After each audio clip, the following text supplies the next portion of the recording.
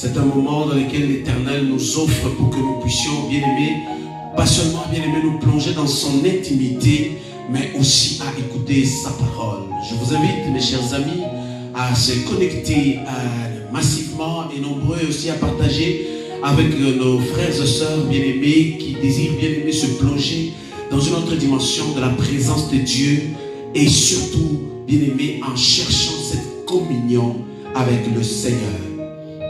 Voilà que je vous inviterai, mes chers amis, à s'incliner dans la présence de Dieu pour dire merci à ce Dieu puissant, à ce Dieu qui nous a donné la vie et la santé, à celui qui nous a offert ce moment et ces assises, que nous puissions être connectés dans sa présence. Est-ce que quelqu'un peut dire merci à Dieu, honorer son Saint-Nom, honorer sa grandeur et le glorifier, et le célébrer parce qu'il est Dieu?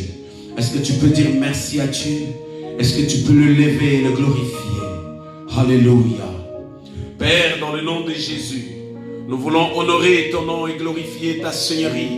Nous voulons magnifier ton Saint-Nom et te dire merci parce que tu es Dieu. Merci, Père, de l'amour que tu nous témoignes en ce jour. Merci encore, Père, du souffle de vie que tu nous as accordé, ô Père, en ce jour. Merci encore d'avoir renouvelé ta grâce et tes bontés et ton amour éternel. Vois, Seigneur, notre Dieu, combien nous sommes assemblés, Seigneur, ce soir. Père et Saint éternel, dans la communion avec le Saint-Esprit, nous nous connectons tous dans ta présence, ô Dieu, pour élever ta grandeur, pour te glorifier, pour te célébrer, pour te louer, pour entendre ta voix, pour être conduit, pour être guidé, pour être orienté, au nom puissant de Jésus. Merci, Père éternel, ô Dieu, d'avoir béni mon frère qui est connecté. Merci d'avoir béni ma soeur connectée ce soir. Merci d'avoir béni chaque famille, ô Dieu de gloire, unis ensemble d'un même esprit, Seigneur, afin que, Père, de s'unir, Seigneur, pour élever ta grandeur et proclamer tes faits. Dis combien tu es Dieu. Dis combien tu es grand, tu es puissant et glorieux. Je remets ce moment entre tes mains. Je remets la vie de mon frère entre tes mains. Viens, Seigneur notre Dieu, intervenir. Viens te révéler à nous ce soir. Viens prendre la première place et le contrôle ce soir. Et règne ce soir, Jésus. Règne ce soir, éternel. Règne parmi nous, Yahweh. Règne dans ces lieux, éternel, Dieu des armées, le Tout-Puissant, le Prince de la paix. Règne, ô éternel Dieu des armées, dans la vie de celui qui se connecte, Seigneur, avec toi. Règne dans sa vie et manifeste ta gloire. Au nom de Jésus. Au nom puissant de Jésus. Que la gloire revienne à toi seul, Jésus. Béni soit ton nom, Seigneur. Béni soit ton nom éternel. Au nom de Jésus. Alléluia. Bien-aimé, dans cette attitude de prière, tu vas, bien-aimé, se repentir, implorer la miséricorde de Dieu ce soir. Demander à l'Éternel, Seigneur, j'ai péché contre toi, j'ai failli devant ta présence, je viens devant ton trône, ô Père, implorer ta miséricorde, afin que, Père, tu puisses toi seul m'accorder le pardon de péché, Seigneur, car j'ai péché contre toi, j'ai failli, Seigneur, j'ai marché en dehors de tes préceptes et de tes lois. Ce soir, mes chers amis, tu aimerais juste demander à Dieu, alléluia, que l'Éternel te pardonne, que Jésus puisse t'accorder son pardon.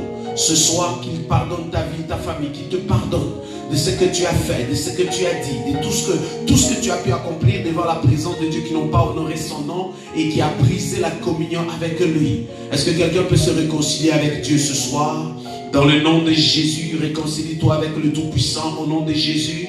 Est-ce qu'on peut lever la voix, on peut prier, demander à Dieu, Seigneur, pardonne-nous ce soir au nom de Jésus, pardonne-nous et pitié de nous, Yahweh. Dans le nom puissant de Jésus, ô Père, nous t'implorons, nous demandons pardon, Seigneur, car nous avons failli, Seigneur. Viens ce soir, plutôt, éternel Dieu, nous pardonner, Seigneur. Viens pardonner mon frère, connecter ma soeur et tous celles, Père. Père éternel, Dieu qui marche en dehors de tes préceptes et de tes lois, accorde-lui le pardon, Seigneur. Accorde-lui la miséricorde. Pardonne ton assemblée, ton église. Pardonne ton peuple, Seigneur. Pardonne-leur, Seigneur, ô Dieu, car nombreux ne savent ce qu'ils font. Comme Christ étant à la croix, Seigneur, et qu'il a observé et regardé combien ceux-là qui se moquaient de lui, ceux-là qui l'ont jugé injustement, ceux-là qui l'ont amené à la croix et qui l'ont pendu. Mais Seigneur, Christ a dit, Pardonne-leur car ils ne savent ce qu'ils font. Nombreux, Seigneur, ont été dans l'ignorance pour marcher dans le péché, pour vivre dans le péché, pour marcher en dehors de ta parole. Mais je viens ce soir, Éternel, demander pardon pour eux, Seigneur. Demander pardon pour mon frère et ma soeur connectés. Demander pardon pour l'Église. Demander pardon pour ton peuple. Demander pardon pour chaque famille, Seigneur. Pardonne-nous, Jésus. Pardonne-nous, Éternel. Pardonne-nous, Yahweh. Au nom de Jésus, nous venons devant ton trône éternel implorer. Seigneur, pardon. Pardon, Seigneur. Pardonne-nous, Saint-Esprit. Pardon d'avoir calomnié, jugé, critiqué. Pardonne, Seigneur, de notre attitude et comportement. Pardonne-nous, Seigneur, de la manière dont nous nous sommes conduits devant toi et même devant les autres. Nous te supplions, Éternel, de nous accorder le pardon, Seigneur. Nombreux sont ceux-là qui ne se parlent pas. Nombreux sont ceux-là, Père, qui se calomnient, qui se critiquent, qui se méprisent. Mais Père, oh Dieu, aie pitié d'eux, Seigneur. Aie pitié de nous, Seigneur. Pardonne-nous dans le nom de Jésus. Dans le nom puissant de Jésus que je viens devant toi. Implorer et demander, Seigneur, de nous accorder, Seigneur, le pardon, Seigneur. Le pardon, Saint-Esprit. Le pardon ce soir. Le pardon, Seigneur, dans ces lieux. Le pardon dans la vie de mon frère, le pardon de l'Église, le pardon de ton peuple. Pardonne-nous, Seigneur. Au nom de Jésus, oh Yahweh, nous venons devant toi, Seigneur. Nous demandons pardon, Seigneur, car nous avons failli devant toi. Nous avons péché devant ta présence, Seigneur. Nous avons marché, oh Dieu de gloire, en dehors de ta parole, Seigneur. Oh Dieu d'amour, le Dieu élevé, le Dieu d'Abraham, d'Isaac et de Jacob. Seigneur, viens voir nos cœurs, ô Dieu de gloire, corrompus, Seigneur, notre Dieu. Viens voir, Seigneur, nos pensées, ô Dieu de gloire, envahies dans la négativité et aussi dans le mensonge. Viens voir notre conscience chargée, ô Dieu, d'iniquité, du péché, Saint-Esprit. Je t'en supplie, Éternel, d'avoir pitié de chacun de nous, Éternel. Je t'en supplie, Éternel, ô Dieu, de pardonner cette ville, cette province et ce pays. Je t'en supplie, Éternel, ô Dieu, de pardonner, Seigneur, la famille, au nom de Jésus. Je t'en supplie, Éternel, ô Dieu, de pardonner mon frère et ma soeur connectés ce soir, au nom puissant de Jésus. Aie pitié de nous, Seigneur. Aie pitié de nos vies, Jésus. Aie pitié de l'assemblée éternelle. Aie pitié de chaque fille et fils, ô Dieu de gloire, du corps de Christ attaché à toi en toute vérité et sincérité. C'est dans le nom de Jésus. Gloire et louange à toi, Seigneur. Merci de m'avoir pardonné, Seigneur. Merci d'avoir pardonné mon frère et ma soeur. Merci d'avoir pardonné à ceux qui se sont levés en ennemi contre moi, contre lui, contre chacun de nous. Au nom de Jésus, ô Dieu d'amour, je t'en supplie, Éternel, d'avoir pitié de nous, Seigneur. Oh, que la gloire revienne à toi et à toi seul. Dans le nom de Jésus. Dans le nom de Jésus. Dans le nom de Jésus. Est-ce que quelqu'un ce soir peut, bien aimer, encore invoquer la présence de Dieu et demander à l'Éternel, Seigneur, inonde mon cœur, remplis-moi de toi. Je t'en supplie, Seigneur, viens remplir mon cœur de toi. Viens remplir ma vie de toi. Viens remplir cité de la grâce de toi, Éternel. Je t'en supplie, Éternel Dieu des armées. Remplis-nous ce soir dans le nom de Jésus. Je t'en supplie, Éternel, toi qui connais nos cœurs et nos vies, Seigneur. Nous te demandons, Seigneur, de nous remplir, Seigneur, de ta présence, de remplir ces lieux de toi, de remplir l'assemblée de toi, de remplir l'église de toi, Seigneur. Père, souffle ta présence sur nous, souffle ta présence dans nos vies, souffle ta présence dans la cité de la grâce, souffle ta présence dans ton peuple, souffle ta présence dans chaque assemblée, souffle ta présence dans chaque église, souffle ta présence dans chaque ministre, souffle ta présence dans chaque chrétien, Seigneur. Père, inonde nos vies de toi, Seigneur. Père, ce monde est rempli, Seigneur notre Dieu, des énergies fortes négatives. Ce monde est rempli, Seigneur, des principautés, des autorités et des dominations, ainsi des esprits méchants qui sillonnent, qui rôdent comme des lions cherchant nos vies comme des proies, Seigneur notre roi. Mais nous venons devant toi, Seigneur notre Dieu, recourir vers toi afin d'avoir la force, la puissance de l'autorité, Seigneur, car sans toi, Seigneur, l'église ne peut rien. Sans toi, je ne peux rien. Sans toi, nous ne pouvons rien. Sans toi, oh Dieu, que mon frère ne peut rien. Sans toi, je ne peux rien, Seigneur. Raison pour laquelle je prie ce soir, oh Dieu, dans le nom de Jésus, Père, de nous remplir encore. Oh Père, remplis-nous encore. C'est dans le nom de Jésus, oh my God. Remplis nos vies de toi. Remplis nos cœurs de toi. Remplis nos vies encore de ta présence, éternel Dieu des armées, ô Père. Car tu as dit, je ne vous laisserai pas comme des orphelins, mais plutôt, je vous enverrai une puissance. Seigneur, envoie ta puissance encore sur l'église.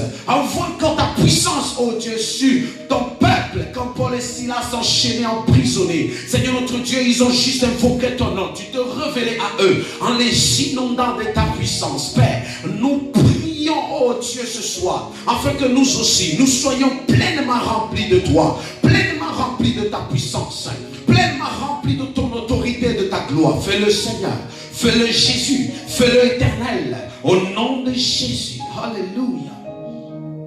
Remplis-nous de toi, Seigneur. Remplis-nous de toi comme tu as rempli Paul et Silas dans la prison. Remplis-nous comme tu as rempli, Seigneur notre Dieu, tes disciples dans les confinements. Remplis-nous de toi, ô Dieu de gloire, comme tu es descendu dans la tente de l'assignation où tu te révélais pleinement. Remplis-nous, Seigneur, comme tu te révélais à Moïse dans cette montagne dans laquelle il est venu et qu'il a crié vers toi et dit, montre-moi ta gloire, je veux te voir. Seigneur, remplis et manifeste ta gloire au nom de Jésus. Alléluia.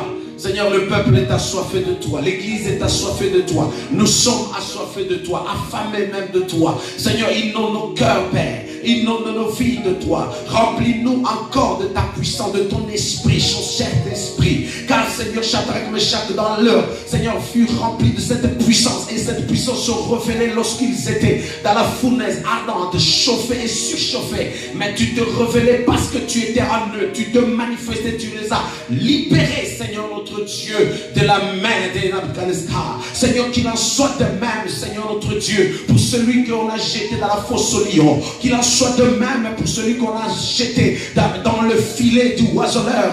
Qu'il en soit de même pour celui qui se levait contre mon frère, ma soeur, Père et Dieu. Père, afin qu'il puisse tomber et échouer. Mais je prie, oh Dieu, ce soir, au nom de Jésus, au nom puissant de Jésus, au nom puissant de Jésus, que nous puissions être remplis de la puissance de Dieu, afin d'être des témoins, afin de révéler ton identité à toi. Seigneur, remplis l'église, afin que l'église révèle ton identité et démontre ta sagesse variée, et démontre ta puissance. Remplis-nous encore.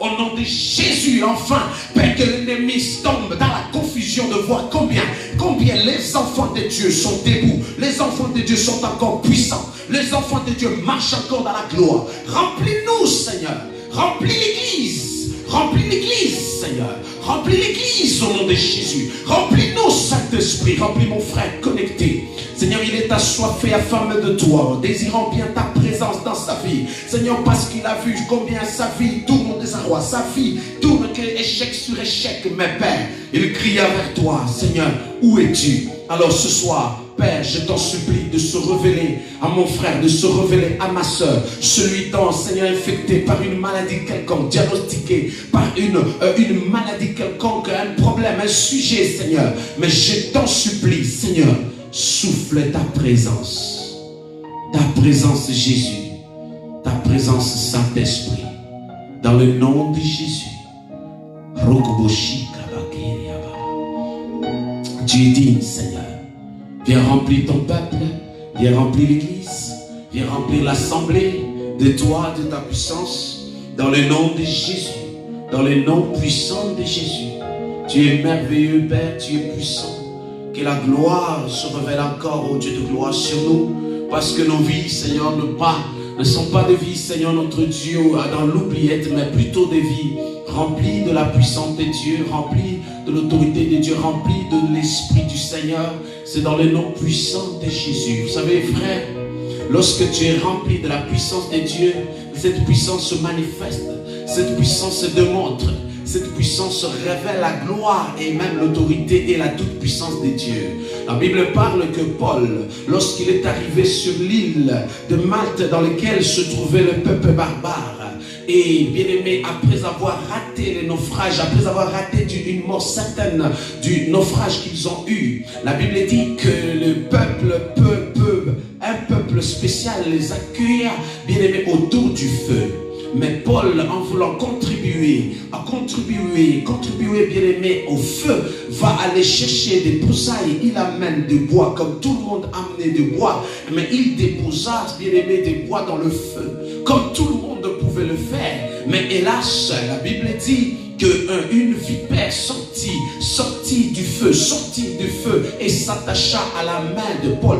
Mais bien aimé, à cause de la flamme, la vipère devait partir, fuir. Mais la vipère, bien aimé, trouve une occasion de s'accrocher à celui qui est en train d'aiguiser encore le feu. C'est-à-dire ceux qui ont aiguisé, qui étaient en train de mettre le feu. Le feu n'était pas à l'ampleur que Paul, lui, a pu mettre.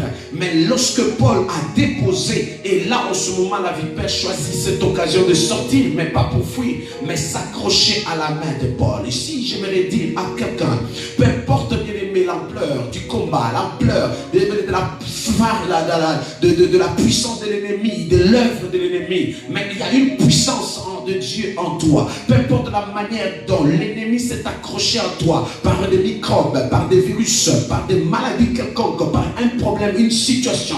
Mais sache une chose, que Dieu est avec toi, comme il a été avec Paul.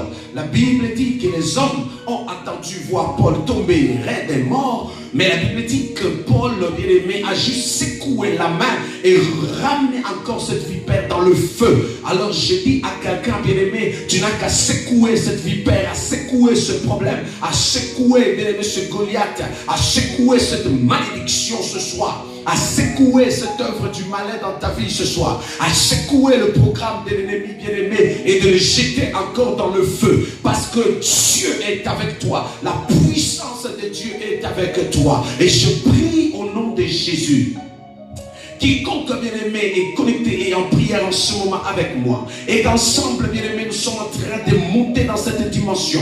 Ce soir je prie pour toi au nom de Jésus, que toute vipère, tout serpent ancien, bien-aimé, tout serpent ancien, vipère, tout ennemi, tous les ennemis contre toi qui se sont accrochés à ta vie, à ta fille, à ton fils, à ton mari, à ta femme ce soir, sois secoué au nom de Jésus. Secoue-le ce soir. Sois secoué au nom puissant de Jésus-Christ. Alléluia. Parce que le feu est déjà disposé, il est déjà disponible afin de recevoir cette vipère, de recevoir cette maladie. Parce que notre Dieu est puissant. Bien-aimé, il a choisi de brûler les démons, les occultistes, leur maison et tout ce qu'ils faisaient dans Sodome et Gomorrhe. Et je crois ce soir, le Dieu envoie aussi le feu puissant, afin, bien-aimé, de calciner et de brûler au nom de Jésus toute œuvre de l'ennemi dans ta vie, tout programme de Satan sur toi, tout programme de démons sur ton corps, tout programme de sorcier, bien-aimé, dans le nom de Jésus dans ton sang, tout programme de sorcier, bien-aimé, dans ton ventre, tout programme de sorcier dans ta maison et dans ton couple, parce qu'il y a une pluie de feu comme c'est tombé sur Sodome et comment tombe aussi, bien-aimé, sur ta vie, afin de brûler au nom de Jésus, de brûler au nom de Jésus les œuvres du malin. C'est dans le nom de Jésus.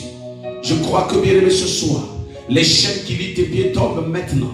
Les chaînes qui lient tes mains tombent maintenant. La malédiction, bien aimé, qui s'abat sur ta vie tombe maintenant. C'est dans le nom de Jésus. Merci Saint-Esprit, merci Éternel. Alléluia. Bien aimé, prends autorité ce soir. Prends autorité en vertu du pouvoir. Prends autorité dans le nom de Jésus. Prends autorité, bien-aimé. Prends autorité. Prends autorité. Prends autorité, bien-aimé. Prends autorité, parce que notre Dieu, il est présent dans ce lieu. Il est présent ce soir. Au nom de Jésus. Au nom puissant de Jésus. Prends autorité, bien-aimé. Je t'invite à prier, à prendre autorité. À prendre autorité ce soir, parce que notre Dieu, il est notre unique rendez-vous. Détruit toute œuvre du malin. Détruis toute œuvre des sorciers, détruis toute œuvre de l'ennemi. Au nom de Jésus, bien-aimé, prends autorité ce soir. Prends autorité dans le nom de Jésus. Dis à Satan, tu es vaincu, tu as échoué, tu ne régneras pas dans ma vie dans le nom de Jésus. Tes œuvres sont brisées, tes œuvres sont détruites, tes œuvres sont calcinées, tes œuvres sont paralysées. C'est dans le nom puissant de Jésus. J'ai détruit tes œuvres, je brise tes œuvres. Tu n'as aucun pouvoir contre moi dans le nom de Jésus. Tu n'as aucun pouvoir contre moi dans le nom de Jésus. Satan, tu n'as aucun pouvoir contre ma vie, tu n'as aucun pouvoir dans ma vie. Tu n'as aucun pouvoir dans ma famille. Tu n'as aucun pouvoir dans mon foyer. C'est dans le nom puissant de Jésus. Merci Saint-Esprit. dans le nom de Jésus. Bien-aimé, le diable ne régnera pas toujours. La Bible dit, le Fils de Dieu parut afin de détruire ses œuvres. Toute œuvre de l'ennemi dans ta vie est brisée. Toute œuvre de l'ennemi dans ton corps tombe maintenant. C'est dans le nom puissant de Jésus. Toute malédiction, bien-aimé, qui s'est levée contre ta vie tombe maintenant. Tout endroit bâti en hôtel sur lequel on a parlé de toi, sur lequel on a placé ton nom, sur lequel on a placé quelque chose qui t'appartient afin de t'atteindre. J'invoque le feu de Dieu, que le feu brûle cet hôtel, cette malédiction, ce programme de Satan, toute maison occulte, bien-aimé, dans laquelle on parle de toi, on invoque des divinités contre ta vie, contre ton mari, ta femme, tes enfants, dans le nom puissant de Jésus, bien-aimé, qu'il puisse échouer, qu'il soit vaincu, Satan et ses démons. C'est dans le nom puissant de Jésus. Alléluia. Au nom de Jésus-Christ, je prie pour ta vie, frère. Au nom de Jésus-Christ, je prie pour ta vie dans le nom puissant de Jésus. Bien-aimé, toute œuvre programmée contre toi, dans une semaine, dans un mois, dans quelques heures, dans quelques jours, bien-aimé, puisse échouer dans le nom de Jésus. Tu ne vis pas du programme des démons, des sorciers, des occultistes, mais plutôt tu vis du projet et du programme de Dieu, car il a tracé un projet de bonheur et de paix. Alors je t'introduis dans ton bonheur, dans ta destinée. Je t'introduis au nom de Jésus-Christ, car Dieu m'a mandaté, donné ce pouvoir de dire, par le pouvoir qui me sont conférés, tel que je déclare, je vous déclare mari et femme, c'est par le pouvoir de Dieu qui me sont conférés, je déclare, par la puissance du Saint-Esprit, dans le nom de Jésus-Christ dans ta vie, sois guéri, sois restauré, sois délivré. Oh bien-aimé, que ta vie soit transformée ce soir, au nom puissant de Jésus. Toute malédiction contre toi, bien-aimé, tombe ce soir. Au nom de Jésus, une nouvelle histoire s'écrit pour ta vie et pour ta destinée. C'est dans le nom de Jésus-Christ. Merci Saint-Esprit. Bien-aimé, dans cette attitude de prière, est-ce que quelqu'un peut dire merci à Dieu? Tu dis merci parce que nous voulons, bien-aimé, entrer dans une lecture qui est assez longue, mais nous voulons aller chercher ce que Dieu a réservé pour nous et qu'il a destiné à toi qui est connecté. Et si tu partages ce sujet, bien-aimé, avec moi, bien-aimé, ce petit voyage, ce voyage-là de la vie, parce qu'il y a certaines personnes qui font le voyage de la mauvaise manière, il y a certaines personnes qui font le voyage, bien-aimé, ou bien même qui se sont arrêtés, d'autres sont en errance, d'autres, bien-aimés, reculent, d'autres avancent, mais d'autres plutôt, bien-aimés, sont comme stationnés. Mais ce soir, nous voulons entrer dans ce sujet et de décortiquer qu'est-ce qui t'empêche et qu'est-ce qu'il en est, bien-aimé, dans ce parcours de la vie. Amen. Alors, remercie le Seigneur au nom de Jésus-Christ. Merci Saint-Esprit. Gloire à l'Éternel. Remercie le Seigneur. Nous sommes dans le livre de Nombre, chapitre 14. Mais avant, dis merci à Dieu. Père, dans le nom de Jésus, je viens devant toi te dire merci. Merci pour ton amour pour moi. Merci pour ton amour pour ma vie. Merci pour ton amour pour ma famille. Merci pour ton amour pour mon frère connecté et ma soeur. Béni, Seigneur, soit ton nom pour sa vie au nom de Jésus-Christ. Merci encore Dieu d'avoir guéri mon frère, d'avoir restauré sa santé et sa vie, oh Dieu. Merci encore d'avoir donné de nouveaux reins au nom de Jésus, d'avoir donné un nouveau cœur au éternel Dieu des armées. Merci encore au éternel Dieu de gloire, Père, de cette parole que tu relâches, car chaque fois que tu relâches ta parole, elle est accompagnée, Seigneur, de l'action de ta main dans l'esprit qui se mouve comme autant qu'il se mouvait sur les eaux, qui attendait que l'Éternel puisse parler. Et l'Éternel, lorsqu'il parla, dans la terre était informe et vide, et la Bible dit la terre retrouva sa beauté initiale selon la création de Dieu et selon son bon vouloir. Qu'il en soit de même que cette parole relâchée au nom de Jésus dans ta vie puisse trouver place et puisse avoir de l'impact et des effets dans ta vie, et que tu vois la gloire de Dieu et que tu témoignes sa grandeur. C'est dans le nom de Jésus. Et si je prie et je remercie le Seigneur de ta vie, de ce que Dieu est en train de faire dans ta vie, de chaque miracle qui est en train d'opérer dans ta vie, au nom puissant de Jésus-Christ. Il est Dieu et il est puissant, c'est Dieu de gloire. Alléluia, alléluia, alléluia. Bien-aimés, nous entrons dans notre sujet et en plus, bien-aimés, nous allons aller étape par étape de chaque portion d'écriture, et par-dessus tout, lorsque nous Nous allons étape par étape, bien aimé, prenez des notes et retenez ce qui est nécessaire, important pour vous, parce que vous savez, dans l'église peut se croiser deux personnes, deux groupes de personnes ou deux personnes, comme ils étaient tous côte à côte avec Jésus. Jésus avait une destinée déjà et les deux devaient prendre une décision en étant avec Jésus à la croix pour leur destinée. Bien aimé, l'un a trouvé une bonne raison de se moquer de Jésus et de rire de lui et cela a été, bien aimé, la clé même de sa destinée, et c'était les tongs de feu. Mais plutôt, l'autre bien-aimé brigand reconnu son péché, reconnu, bien-aimé, ce qu'il est puni par ses erreurs, et finalement, il se répand à Jésus en disant, souviens-toi de moi lorsque tu reviendras dans ta gloire. Jésus lui dit aujourd'hui même, tu seras avec moi au paradis. Donc, c'est-à-dire, bien-aimé, à toute le fois que vous êtes en train d'écouter Dieu, d'écouter sa parole, d'écouter, bien-aimé, il y a certaines choses que Dieu relâche. Un mot, une parole, comme cet homme, bien-aimé, il a juste saisi ce moment-là avec Jésus à la croix pour, bien-aimé, orienter sa destinée dans la gloire, parce qu'il a pris une décision contrairement à l'autre. Fais-le aussi ce soir, car l'Éternel est toujours derrière sa parole pour l'exécuter et l'accomplir au nom de Jésus. Nombre chapitre 14, nous commençons à partir du premier verset jusqu'au verset 45. Une très longue lecture, mais nous allons juste nous allons expliquer en allant étape par étape. Que Dieu bénisse cette parole et que Dieu vous fasse du bien au travers de ces Écritures. Nous sommes dans le livre de Nombre, chapitre 14, à partir du premier verset. Amen.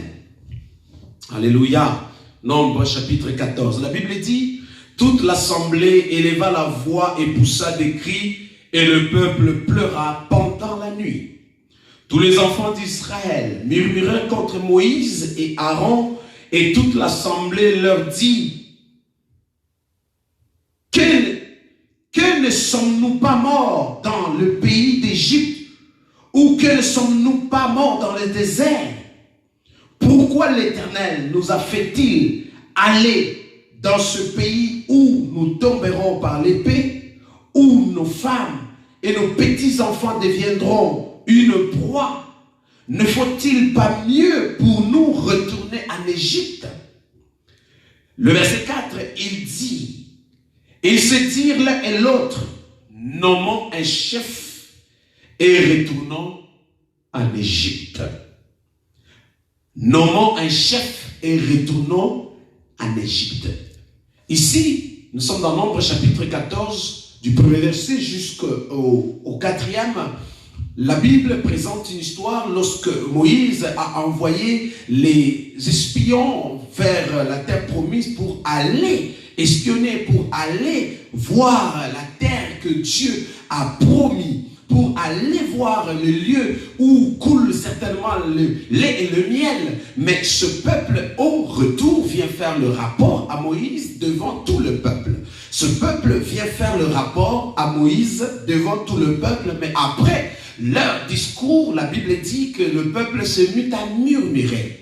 Tout simplement parce que les gens qui sont venus, bien-aimés, venant évidemment, bien-aimés, en conquête pour aller et voir la terre que Dieu a promis au peuple d'Israël, en donnant leur opinion, leur lecture de faits, de ces choses, de ce qu'ils ont pu explorer, de ce qu'ils ont pu voir, de ce qu'ils ont pu constater. Ils font un rapport à Moïse et le peuple choisit que les choses qui ont été des choses qui lui faisaient peur, des choses de guerre, des choses négatives, pour maintenant se mettre à pleurer pendant toute une nuit. Ils se mettent à murmurer, bien aimé, ça et là, et finalement ils décident de faire un coup d'état pour dire Moïse n'est plus bon. Finalement, on doit le démettre avec Aaron et nous allons nous nommer un chef, afin que ce chef puisse maintenant nous conduire en Égypte. Amen. Que ce monsieur nous conduise en Égypte. Aujourd'hui, nous voulons parler du voyage de la vie Et ce voyage de la vie qui est tout à fait un voyage dans lequel l'Éternel nous introduit tous, vous ensemble et moi, nous sommes pèlerins ici sur terre et nous sommes en train de voyager. Et le voyage commence dès lors, bien-aimé, tu es né selon la pensée de Dieu, selon la volonté de Dieu qu'il a dit avant que tu sois conçu. Dieu te connaissait, il avait déjà tracé ta vie, il avait déjà béni ta vie, il avait déjà orienté ta vie, il t'avait déjà prédestiné et plein de choses il avait déjà fait. Mais finalement, lorsque tu deviens conscient sur cette terre, finalement tu es en train de toujours faire ce voyage. Tu deviens maître de certains choix et de décisions que tu peux prendre dans le parcours de la vie. Sachant bien, dans ce voyage ou dans ce pèlerinage, nous rencontrons des choses, nous rencontrons des circonstances et ces choses, bien aimées, peuvent contribuer à nous propulser vers notre destinée ou à nous faire arriver vers une bonne destination, ou bien même ces choses peuvent nous faire errer, ou ces choses peuvent nous faire stationner, ou bien même ces choses peuvent nous ramener en arrière. Il est question que chacun puisse faire le choix et prendre des décisions et pour ce voyage de la vie. Amen.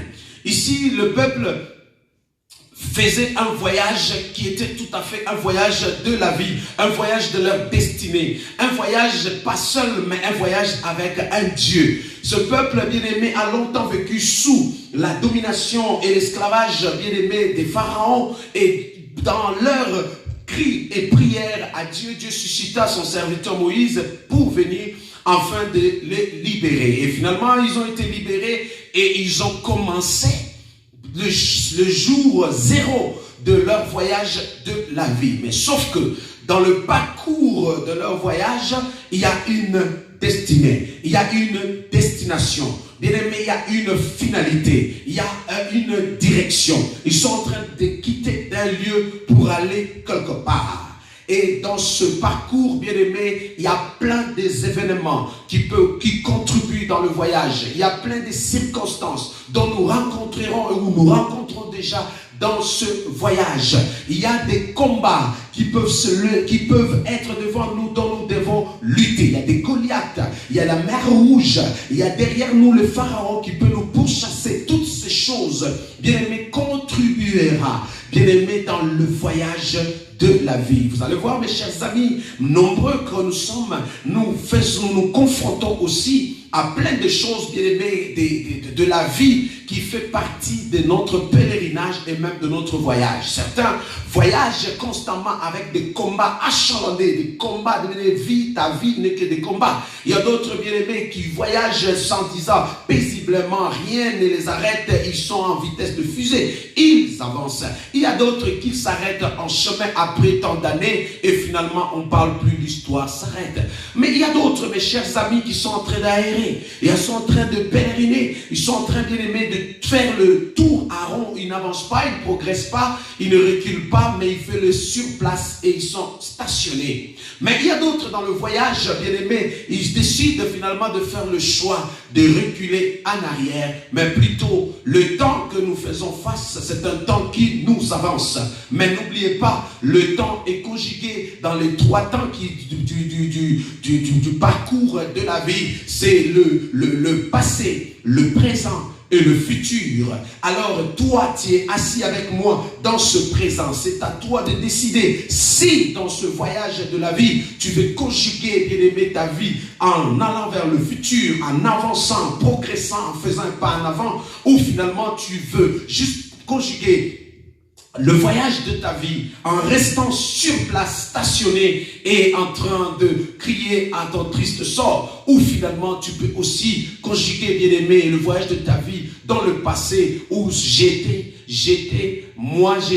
et je compte, et donc toute ta vie n'est que le passé et finalement tu ne fais que rétrograder ou retourner dans le passé. Ici, ce peuple, après que on les a donné un rapport, on les a donné, bien-aimé, le rapport, bien-aimé. Après une exploration qu'on a envoyée par Moïse, bien-aimé, des gens pour aller explorer, pour aller voir c'est quelle terre, c'est quel lieu dans lequel Dieu nous a promis ou que Dieu est en train de nous envoyer. Chose noble que chacun est en train de préparer aussi son avenir dans ta pensée, dans ta prière ou même sous la révélation de Dieu. Tu vois directement ton avenir, tu visualises, bien aimé, ton futur et tu te prépares en conséquence en disant voici la route que je vais prendre, voici le temps que je vais consacrer, voici ce que je dois faire, que je ne dois pas faire et comment je vais y arriver et surtout avec qui je voyage vers mon futur.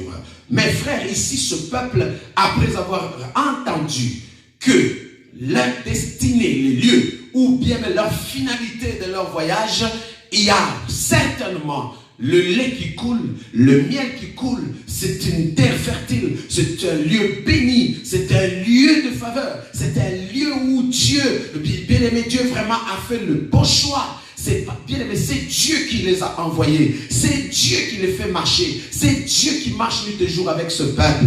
Et Dieu, lorsqu'il choisit la destinée d'une personne comme il a choisi, qu'il a tracé sur ta vie. Bien-aimé, ne pense pas que Dieu ne sait pas. Sur le chemin de ta vie, tu passeras dans le désert. Sur le parcours ou dans ton voyage, tu rencontreras des défis. Dieu n'a pas, bien-aimé, Dieu n'est pas comme s'il est distrait ou qu'il ne sait pas que sur le parcours de ta vie, tu vas rencontrer, bien-aimé, des bons amis, des gens extraordinaires qui vont être pour un temps. Et après ce temps-là, tu es obligé de te séparer avec eux. Et sinon, parce qu'ils vont être, bien-aimé, un obstacle pour ta vie, si tu veux résister, de toujours parcourir avec eux.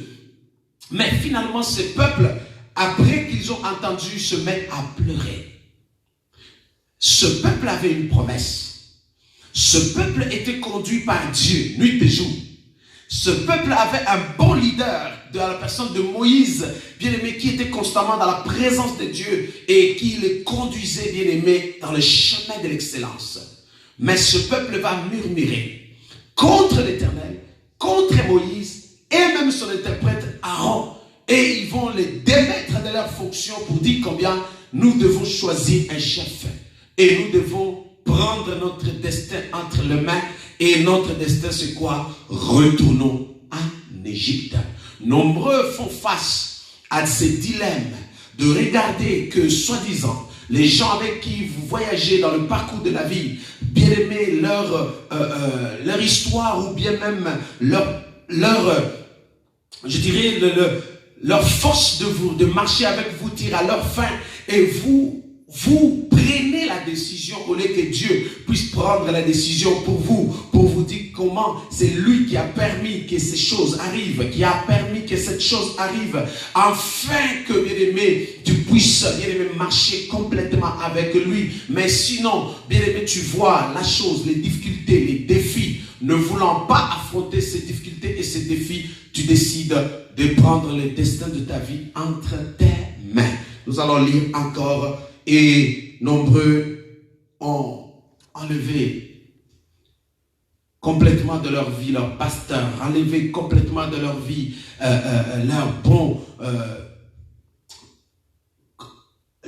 bonne personne qui les accompagnait dans leur destinée par les conseils, en étant sévèrement, en utilisant le bâton pour te dresser afin que tu puisses arriver vers ton Canaan.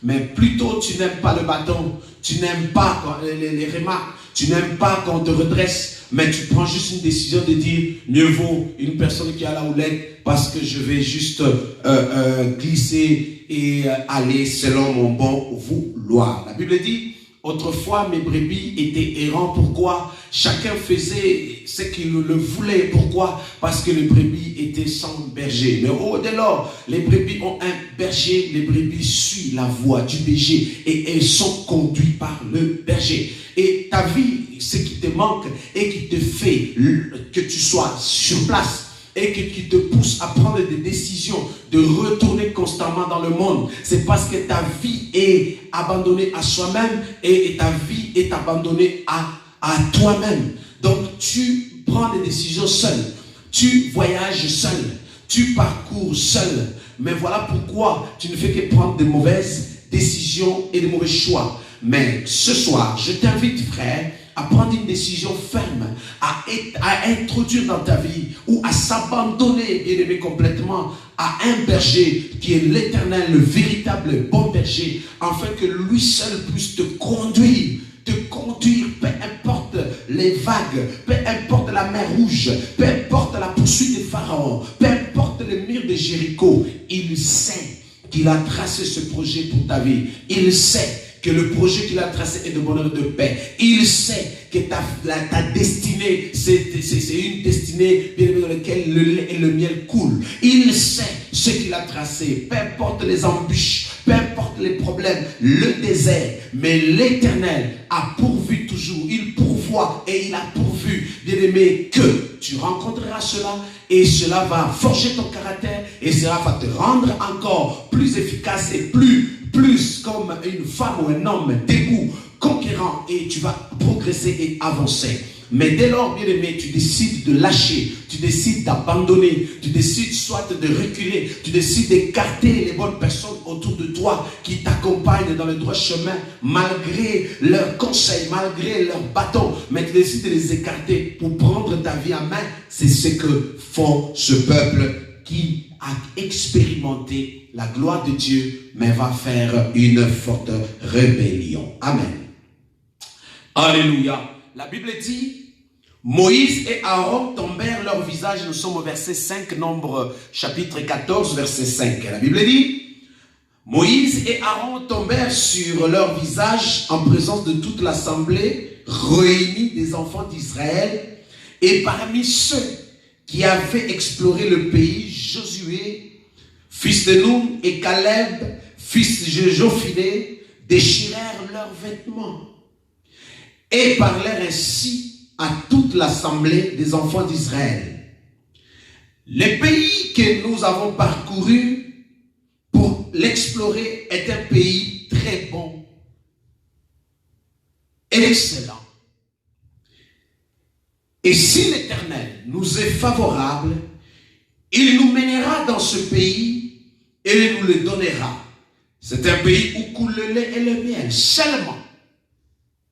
Ne soyez point rebelles contre l'Éternel, ne craignez point les gens de ce pays, car ils nous serviront de pâture, ils n'ont plus d'ombrage pour les couvrir. L'Éternel est avec nous, ne les craignez point. Le verset 10. Toute l'assemblée parlait de les lapider lorsque la gloire de l'Éternel apparut dans la tente de l'assignation devant tous les enfants d'Israël. L'Éternel dit à Moïse, jusqu'à quand ce peuple me méprisera-t-il? Jusqu'à quand ne croira-t-il pas en moi malgré tous les prodiges que j'ai faits au milieu de lui? Bien-aimés, dans la lecture, nous comprenons ici que le peuple se rebelle finalement, décide de démettre Moïse, sans penser à Dieu, sans craindre les représailles, décide, bien-aimés, de prendre leur destin entre les mains et d'orienter leur vie en disant, c'est vers l'Égypte. Nombreux évitent d'affronter leur Goliath, d'affronter les défis qui sont devant eux, mais prennent des décisions de dire, retournons en Égypte, ou bien même changeons les cap. Nombreux font ça. Nombreux bien-aimés sont comme ils sont comme dans le vrai français on dit ils sont lâches parce qu'ils ne sont pas capables, bien-aimés, de pouvoir affronter, bien-aimés, les défis de la vie, parce que dans le voyage de la vie, mes chers amis, nous rencontrerons, bien-aimés, des défis. Et ce sont des défis à relever. Et ces défis que nous allons relever, nous ne les relèverons jamais seuls, mais nous allons les relever avec le Seigneur.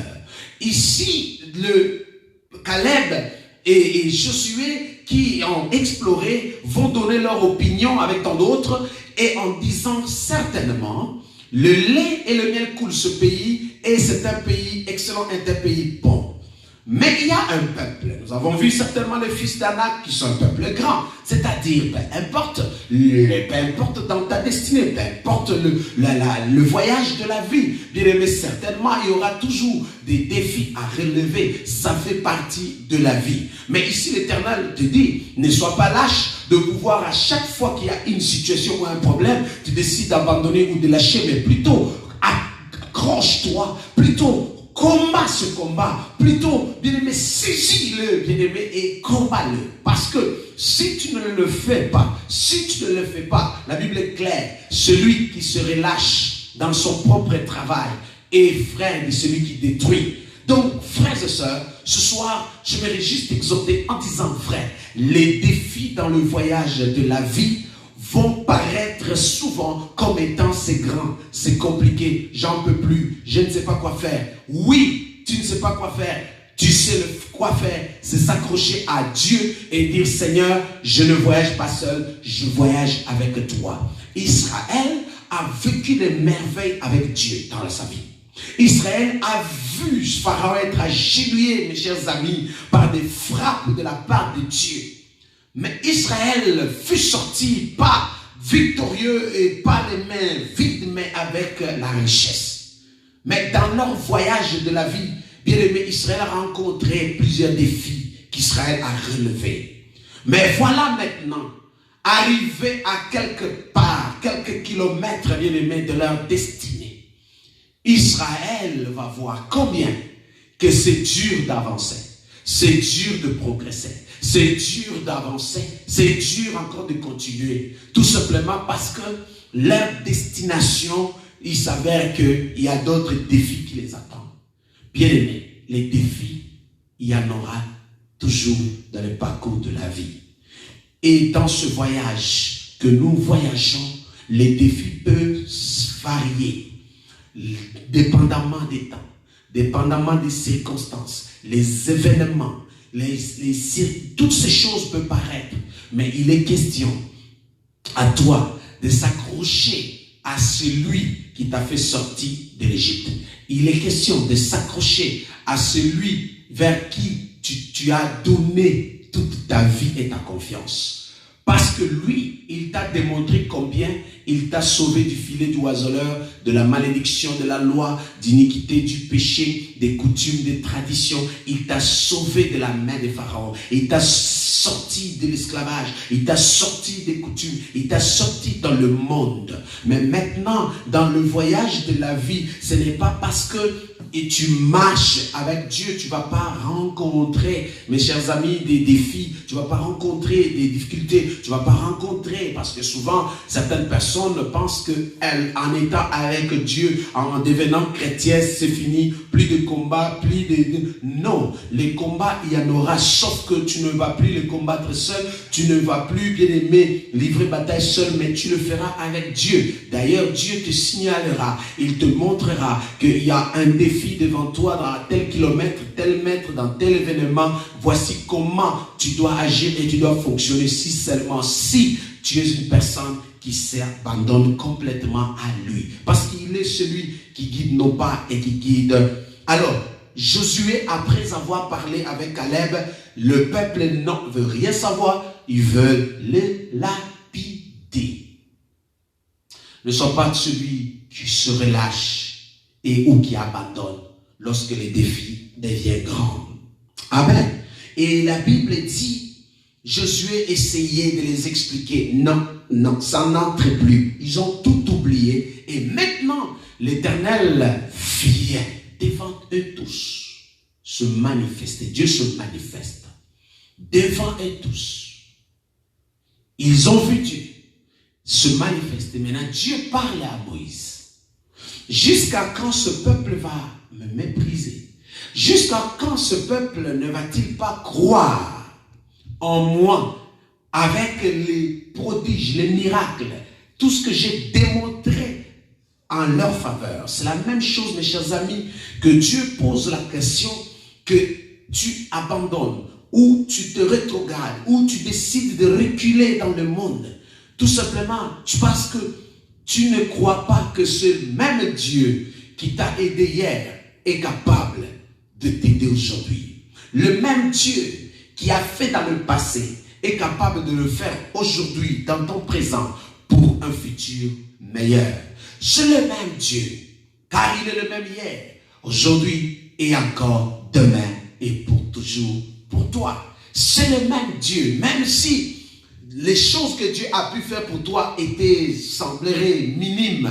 Rien, c'est petit, c'est rien du tout. Ah ben ça là, c'est pas vraiment... non, peu importe. Il est capable de le faire. Il est capable de le faire. Voilà pourquoi, quand bien même Marie et Marthe disaient à Jésus, à la mort de Lazare, que ça fait déjà 4 jours, il est mort. Il sent déjà.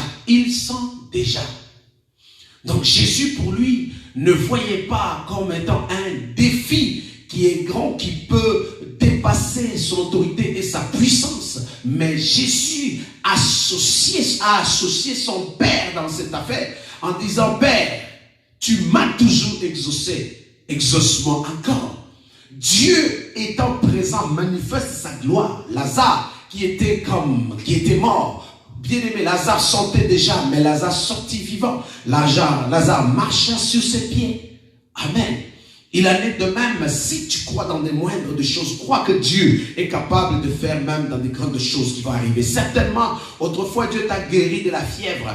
Ce n'est pas parce qu'il t'a guéri de maux de tête aujourd'hui. Et ça, c'est les symptômes c'est les symptômes du Covid. Ou bien même ça, ce sont des cellules cancéreuses. Ou ça, ce sont une maladie incurable. Et tu crois que non, Dieu est limité. Non, Dieu n'est pas limité. Dieu est puissant.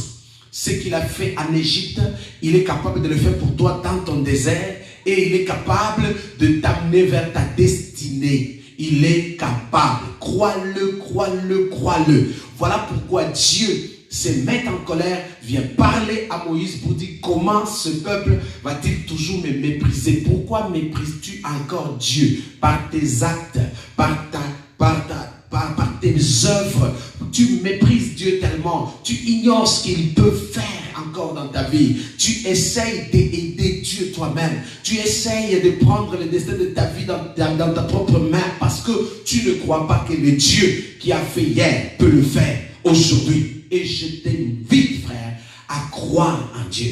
Mais ce peuple, malgré la présence de Dieu, il s'est quand même rebellé. Alors Dieu décide en disant: ok, puisque c'est un peuple ingrat, pas reconnaissant, c'est un peuple bien-aimé qui méprise Dieu, qui ne croit pas en lui, Dieu dit: écoute, je crois que je vais trancher, je vais frapper. Donc, je vais aller rapidement. Dieu décide de dire: je vais frapper ce peuple. Et Dieu spécifie même de la manière dont il va frapper. Hélas, Moïse, à partir du verset 11, va raisonner Dieu. Il dit: Dieu, les Égyptiens ont vu que c'est toi qui les as délivrés. Eux-mêmes, le peuple en question ne reconnaissent même pas que Dieu les a délivrés. Non, ne reconnaissent même pas. Ne croient même pas, parce que Dieu s'étonne même que ce peuple soit à ce niveau de ne pas croire, malgré tout ce que Dieu a fait pour eux. Dieu s'étonne même que tu sois à ce niveau dans lequel tu es, que tu ne crois même pas que Dieu est capable de te sortir, bien-aimé, dans cette vallée, dans ce vallée de la mort. Dieu est capable de te sauver, Dieu est capable de te délivrer. Tu ne crois même pas à ça, mais les païens, la Bible dit: les Égyptiens ont vu. Ils ont vu le Dieu que tu es. Tu les as délivrés. Tu les as conduits dans le désert vers leur destinée. Et finalement, ils vont dire quoi? Que ce même Dieu qui les a délivrés n'est-il pas capable de les faire arriver vers leur destinée? Comme disait quelqu'un, n'est-il pas capable de changer même leur cœur? Mais il va tous les tuer. Donc voici un homme qui malgré qu'on le méprise, ça c'est un rôle, un devoir de toi tuteur, de toi pasteur, de toi autorité établie. Quand bien même tu es méprisé, quand bien même on rejette ton appel, on t'ignore, on t'écrase encore. Mais frère, accroche-toi aussi à Dieu. et plaide encore pour leur cause. Parce que Jésus, même en étant à la croix lui-même, lorsque on se moquait de lui, on l'ignorait, on les méprisait en étant à la croix, il disait, Père, pardonne-leur, car ils ne savent ce qu'ils font. Donc, il plaide pour eux. Moïse va plaider pour ce peuple. C'est notre rôle et nous acceptons ce rôle. C'est notre défi, pasteur, n'abandonne pas. C'est notre défi, tuteur, ne lâche pas. Parce que c'est notre rôle et ça fait partie de notre appel. Et certainement, c'est dur. Oui, on n'en peut plus. Combien de fois, combien de pasteurs sont en dépression en ce moment? Combien de pasteurs ont lâché, ont abandonné? Combien de pasteurs pleurent, ils ne savent même pas vers qui, sur quelle épaule, vers qui ils doivent aussi aller se poser parce que quelqu'un doit les écouter eux aussi. Combien? Mais finalement, nous avons un Dieu, mes chers amis, vers qui nous devons nous accrocher et faire confiance en tant que berger. Et finalement, quand Dieu même décide de trancher et de faire justice, nous avons le mandat de pleurer devant Dieu pour dire, Seigneur, pardon, pardon. Si ce Covid-19, mes chers amis, est une maladie liée, bien aimé, à une sentence de la part de Dieu, une punition certes, où Dieu laisse faire pour permettre de frapper certaines personnes, c'est notre devoir, notre rôle d'intercéder, de pleurer devant lui et de dire, Seigneur, les gens du monde nous ont vus prêcher ta parole, nous ont vus prier, chasser les démons. Que vont-ils dire de voir combien vous avez longtemps crié, chassé les démons, mais le Covid, vous êtes incapables. Dieu, c'est son nom qui est mis au défi. À lui seul, lorsque nous pleurons vers lui en tant qu'autorité établie, pasteur ou bien même chrétien, l'Éternel, alléluia, il va se révéler, il va se manifester et il va prendre le contrôle. Et je le sais, une chose, notre nation, notre pays, ta vie est entre les mains de Dieu. Et l'Éternel a déjà pris le contrôle, malgré les tempêtes et les vagues, malgré les circonstances. Mais sache-le que ta vie est entre les mains de Dieu. Raison pour laquelle Josué dit, ne craignez point. Et toi aussi, ne crains rien. Parce que l'Éternel, nuit et jour, il veille sur toi. Il sait que tu es malade. Il sait que tu as cette situation. Il sait que tu as un défi à relever. Il sait. Mais l'Éternel est avec toi. Et il veut que tu fasses monter ta foi à une autre dimension pour progresser et avancer. Plus l'arbre monte, devient grand. Plus l'arbre monte en hauteur, plus la racine va en profondeur. Dieu veut que tu sois tellement dans les profondeurs pour te propulser en élévation. Voilà pourquoi plus tu es en train de monter, plus tu rencontres les vagues et le vent violent. Plus tu montes, plus tu rencontres de grands défis. Alors ce qui va te rendre stable et fort, plus tu montes, plus tu fais descendre ta racine principale dans le profondeur. C'est-à-dire, frère, plus tu avances vers ta destinée et ta gloire, plus le défi devient grand. Alors plus le défi devient grand, plus tu t'accroches encore au Seigneur, plus tu vas encore dans les profondeurs. Bien-aimé dans le Seigneur, même des gratte-ciel, quand on bâtit un bon architecte, quand il veut bâtir une tour, il veut bâtir un immeuble, plus on veut, vous allez commencer, avant de bâtir une maison en étage, il commence par creuser. Il commence par creuser. Plus haut qu'ils vont vouloir élever ce bâtiment, plus en profondeur ils doivent creuser. C'est un principe à retenir dans le pèlerinage ou dans le voyage de la vie.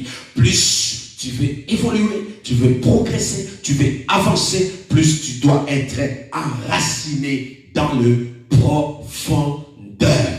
Raison pour laquelle, remarque une chose, plus tu montes dans l'arbre, sur l'arbre, tu montes, plus tu es en train de faire plus attention, plus s'accrocher, parce que tu sens que le vent souffle et tu sens que tu es en hauteur et tu crains de tomber et tu t'accroches encore davantage.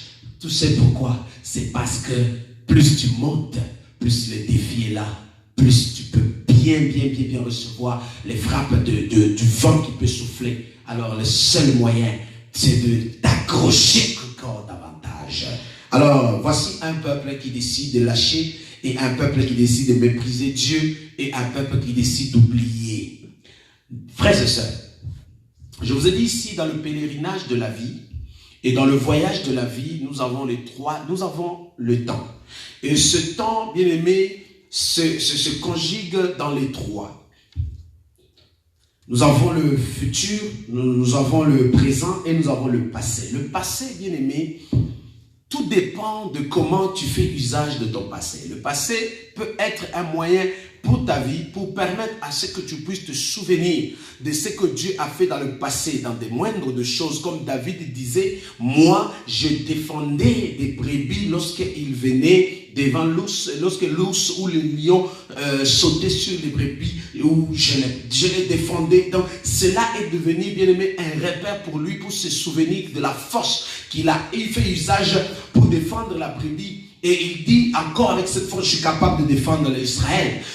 Donc, c'est-à-dire le passé, bien-aimé, ne doit pas être, bien-aimé, un facteur pour t'achever, pour détruire ton futur. Mais plutôt, tu vas faire le bon usage de ton passé et des souvenirs pour permettre à ce que cela puisse t'aider à tenir ferme, à prendre, bien-aimé, une très bonne décision et de sauter vers ta destinée. Donc, ici, le peuple oublie le passé de miracles que Dieu a fait autrefois, mais va vouloir maintenant lapider ceux dont Dieu a établi pour les accompagner dans le voyage de la vie. Ne lâche pas. Amen. Je disais à quelqu'un, ne lâche pas. Amen. Alors, nous pouvons rapidement aller au verset 18 où on dit: l'Éternel est lent à la colère et riche en beauté, il pardonne l'iniquité et la rébellion, mais il tient point le coupable pour innocent, il punit l'iniquité des pères sur les enfants jusqu'à la 3e et la 4e génération. Alors, Moïse rappelle Dieu, c'est Moïse qui parle, il dit maintenant: pardonne l'iniquité de ce peuple selon la grandeur de ta miséricorde, comme tu as pardonné ce peuple depuis l'Égypte jusqu'ici. Donc, c'est vraiment un bon intercesseur. Merci, archibishop Moïse. Alors, et l'Éternel dit: je pardonne comme tu l'as demandé. Et le verset 21 dit: je suis vivant et la gloire de l'Éternel remplira toute la terre. Tous ceux qui ont vu ma gloire et les prodiges que j'ai fait en Égypte et dans le désert, qui m'ont tenté déjà 10 fois et qui n'ont point écouté ma voix, tous ceux-là ne verront point le pays que j'ai juré à leur père et de leur donner plutôt. Et tous ceux qui m'ont méprisé ne le verront point. Et parce que mon serviteur Caleb a été animé d'un esprit et qu'il a pleinement suivi ma voix, je le ferai entrer dans le pays où il est allé et ses descendants le posséderont. Là, il dit: les Amalécites, les Amaléciens, les habitants de la vallée, demain tournez-vous, partez pour le désert, mais dans la direction de la mer Rouge. L'Éternel parla à Moïse et dit à Aaron, il dit: jusqu'à quand laisserai-je encore cette méchante assemblée murmurer contre moi? J'ai entendu les murmures des enfants d'Israël qui murmuraient contre moi. Dis-leur: je suis vivant, dis. Je suis vivant, dit l'Éternel, je vous ferai ainsi. Vous avez parlé à mes oreilles. Vous saisissez? Vos cadavres tomberont dans le désert, vous tous dont on a fait le dénombrement, et vous, comptant depuis l'âge de 20 ans, au-dessus, qu'ils avaient murmuré contre moi. Vous n'entrerez point dans le pays que j'avais juré à vous faire habiter, excepté Caleb, fils de Chaphnai et Josué, fils de Nun. Et il dit maintenant: vos petits enfants dont vous avez dit, ils deviendront une proie, je les y ferai entrer, et ils connaîtront le pays que vous avez fait quoi? Dédaigner. Ici, c'est ça le problème que nous retrouvons, où certains chrétiens ne comprennent pas certains fonctionnements avec Dieu. Dieu va écouter la prière de Moïse. Dieu va pardonner. C'est une grâce, mes chers amis, lorsque tu reçois le pardon de Dieu et que tu lui demandes, Seigneur, épargne-moi cette coupe, ou bien même, Seigneur, enlève-moi les conséquences de l'acte que je fais. Tu peux recevoir le pardon bien accordé de la part de Dieu, mais les conséquences de tes actes vont continuer, risquent de continuer. Alors, il est de ton devoir de revenir à Dieu, Seigneur, fais-moi cette grâce, que les conséquences de ce que j'ai fait comme acte, que tu puisses m'épargner, que tu puisses l'enlever. Est-ce que vous me saisissez, mes chers amis? Donc, ici, le peuple, bien que Moïse a plaidé, Dieu lui a dit qu'il les a pardonnés. Oui, Dieu les a pardonnés, mais Dieu maintenant dit, il est écrit dans sa parole, bien évidemment, que Dieu ne prend pas pour coupable un innocent. T'es coupable, t'es coupable, et tu as péché, et tu as le salaire. Et ces hommes ont péché, et ils ont eu le salaire. Dieu dit, comme vous avez parlé vous-même, c'est-à-dire le peuple était en train de se maudire, dire vaut mieux que nos cadavres soient même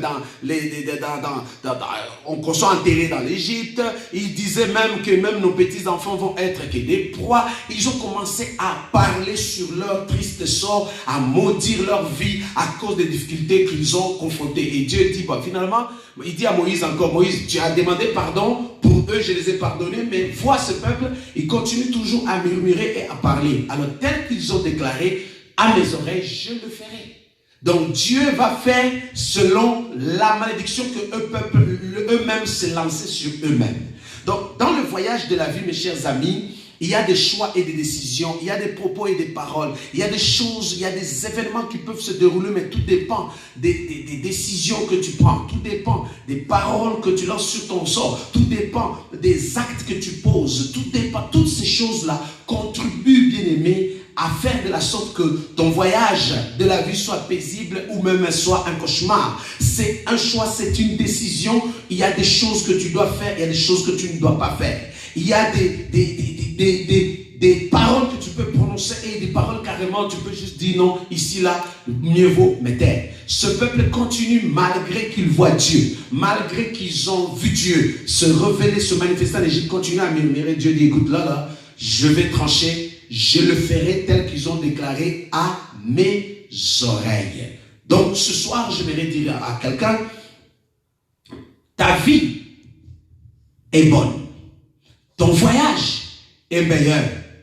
Mais surveille tes propos par rapport à ta vie. Parce que tu es le meilleur, je dis bien, le meilleur prophète de ta vie dans le pèlerinage, dans le voyage de la destinée. Quoi que tu vas dire et ce que tu diras risquera d'être retenu contre toi. Parce que les paroles que nous prononçons ouvrent une grande porte à l'ennemi pour que l'ennemi aussi puisse profiter et faire des choses dans notre vie. Il est important, mes chers amis, de ne pas avoir un langage de pouvoir dire j'ai échoué, moi, je suis maudit, je suis le plus petit, je suis le dernier, moi vraiment, on m'a oublié. Donc tu ne fais que murmurer. Toi, tout, c'est toujours mauvais. Mais aujourd'hui, j'aimerais t'exhorter juste de ne pas être comme ce peuple qui murmurera sur tout, qui pleurera sur tout. Un petit défi, un petit rien qui se met à se lamenter. Non, non, non. Dieu n'est pas en train de nous former pour qu'on soit comme des automates ou bien même qu'on soit des gens. Non, Dieu nous a laissé cette liberté de choisir et de décider. Et dans ce voyage, mes chers amis, nous avons des choix à faire. Nous avons des décisions à prendre. Et dans ce voyage de la vie, mes chers amis, nous avons des efforts aussi à fournir. Ce n'est pas que tu vas attendre, adorons Jésus, il est bon, il est tout puissant. Tu vas attendre longtemps et la mort va te trouver là. Même les lépreux, ils étaient condamnés à mourir. Ils ont même pris la décision. Si nous restons sur place, nous mourrons. Si nous allons en arrière, nous mourrons. Mais plutôt avançons. Donc ici, même les lépreux, chassés, ils ont oublié le passé, ils ont refusé leur présent, ils ont décidé d'aller vers l'avenir. Et ils ont avancé et ils ont vécu leur miracle. Je ne sais même pas si on a parlé qu'ils ont été guéris, mais on a parlé, si quelqu'un a ce verset, donnez-moi, mais on a parlé qu'ils ont contribué à un miracle spectaculaire et ils ont vécu les merveilles de leur vie. Alors, ce soir, j'aimerais dire à quelqu'un, les défis là. Mais Dieu sait que tu es capable de relever cela. Et Dieu sait, ici tu n'es pas capable, tu as besoin de lui. Il est important dans le parcours de la vie d'avoir le discernement. Et n'oubliez pas, mes chers amis, dans le voyage de la vie, tous les événements, tous les défis ne se résolvent pas de la même manière.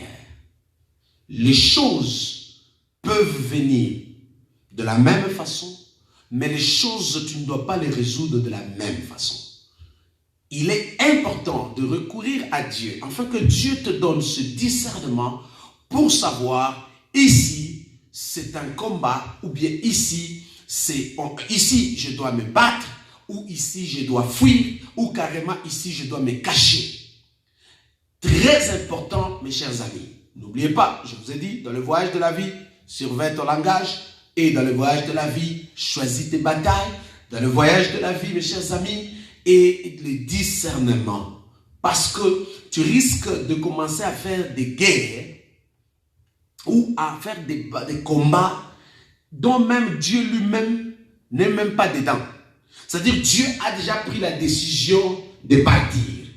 Donc il t'attend là où il t'a dit de fuir ou de te cacher, mais toi tu décides d'affronter le combat. Voilà pourquoi tu es perdant. Si tu veux toujours gagner dans le voyage de la vie et réussir, progresser, avancer, accroche-toi au Seigneur et surveille ton langage et parle que de la part de Dieu ce que Dieu te dit de dire. Et aussi, mon frère et ma soeur bien-aimée, très important dans ce voyage, mes chers amis, de ne jamais être ceux qui murmurent, être les gens négatifs. Négatif, tu es toujours négatif, tu es toujours négatif. C'est comme si tu maudissais ta vie, tu maudissais ta vie, tu maudissais ta vie, tu maudissais ta vie. Tu es en train de maudire ta vie. Donc, sois positif. Sois positif. Oui, ça ne marche pas, mais reste positif. Ça marchera. Tu réussiras. Et comme je disais tout à l'heure, qu'il y a certaines choses qui peuvent venir de la même façon, mais sache-le que ça ne vient pas au même moment. Ça veut dire que le temps a déjà changé, et puisque le temps a changé, c'est-à-dire que le combat qui est venu dans ce temps ici, tu dois le combattre ou tu dois le résoudre différemment. C'est-à-dire ici, sors avec l'épée combat, ou bien ici, fuis, parce que c'est la seule option qui te reste. Amen. Alors, Dieu dit maintenant ici que quand Dieu maintenant est en train de prononcer, il dit, écoute, mais finalement, vous avez décidé ça, je ferai, vos cadavres vont rester, mais vos propres enfants que vous avez pensé qu'ils seront des proies, eux vont hériter. Et ces enfants ont hérité certainement le lieu où coule le lait et le miel. Et ainsi, ils sont arrivés à destination et tous ont perdu le parcours, ils sont restés dans le désert. C'est une autre génération qui est arrivée à destination. Alors, excepté la Bible dit, ceux qui sont restés fidèles et loyaux à Dieu. Je vais juste résumer, sinon vous allez lire jusqu'au verset 45. Vous savez, dans le voyage de la vie, Dieu reste le véritable juge. Dieu reste le véritable accompagnateur. Dieu reste le véritable associé. Dieu reste le véritable ami. Dieu reste le véritable, je peux même la dire, Dieu reste la carte géographique qui va nous permettre, bien aimé, d'arriver à temps. Vous allez remarquer, si vous lisez, ce peuple a tourné à rond. Donc, c'est-à-dire, dans une journée, dans une année, qu'il devait parcourir.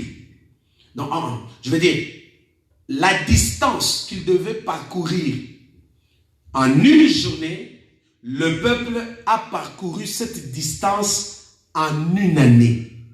Est-ce que vous comprenez? Donc, le peuple devait parcourir une distance en une journée, je ne sais pas, un homme, ça dépend d'une personne à une autre évidemment, mais un homme avec des enfants, papa, maman, les enfants, vous êtes en train de voyager. Donc, le chemin que vous devez parcourir en une journée, la distance que vous devez parcourir en une journée, mais vous allez le faire en une année, 12 mois. Donc, en d'autres termes, vous tournez à rond, donc vous perdez environ 364 jours perdus à tourner à rond. Quel gâchis! Quel gâchis, mes chers amis, dans le voyage de la vie où tu es censé de faire, dans ton voyage, d'arriver à des lieux, à t'approcher de ton miracle qui est censé d'arriver vers toi en une journée, mais ça prend une année pour que tu avances et finalement tu arrives à faire 40 ans et pourtant tu devais faire 40 jours. Les explorateurs même, ils sont partis, ils ont juste fait quelques jours seulement, ils sont arrivés, je ne sais pas, maintenant, pour aller avec le peuple, vous devez encore tourner à rond. Même les explorateurs, tous tourner à rond et ils ont carrément perdu du temps. Frères et sœurs bien-aimés dans le Seigneur, vous savez, quand tu te rebelles de Dieu, quand tu désobéis à Dieu, quand tu oublies les prodiges que Dieu a fait, quand tu dédaignes même ce que Dieu t'a promis et que tu ignores ou que tu rejettes tout ça, il y a toujours un prix à payer. Ce peuple a tellement commis beaucoup de choses. Vous avez vu ici, ils ont oublié le Dieu qui les a libérés. 2, ignorer même la présence de Dieu parce que la Bible dit que Dieu était présent constamment dans leur vie. Il y a beaucoup de chrétiens qui oublient ce que Dieu a fait dans le passé, qui ignorent même la présence de Dieu en ce moment-là. Parce que la Bible dit, le jour il était avec eux, la nuit ils étaient avec eux, mais finalement, ils oublient ça. Ils préfèrent retourner sous le joug de l'esclavage de Pharaon. Mais malgré cela, vous voyez combien la vie devient compliquée parce qu'on la complique deux fois nous-mêmes, on tourne à rond. Pourquoi tu tournes à rond? Parce que tu ne sais pas prendre une bonne décision. Pourquoi tu tournes à rond encore? Parce que tu ne sais pas te confier à celui qui a la carte géographique ou même celui qui est le GPS qui va te mener vers ta destinée. Pourquoi tu es en train de tourner à rond? Parce que tu es désobéissant à Dieu. Pourquoi tu tournes encore à rond et que, bien aimé, les choses que tu pouvais avoir en 2 jours, mais tu commences à les avoir, tu commences à les avoir après 50 ans. Les gens ont perdu du temps. Les gens ont perdu l'âge ici, là. Voyez-vous combien quelqu'un qui avait 12 ans, donc il arrive à 52 ans, qui pouvait arriver à Canaan, vieux déjà. Donc quelqu'un qui avait 13 ans ou quelqu'un qui avait 50 ans, donc il doit arriver à Canaan 90 ans. Parce qu'il a perdu 40 années et pourtant ça devait être 40 jours.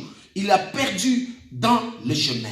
C'est-à-dire, bien aimé, dans le voyage de la vie, il y a plein de choses, comme je dis, il y a des choses qui peuvent s'avérer pour te propulser afin d'arriver vers ta destinée à temps, à l'heure de la pensée selon Dieu.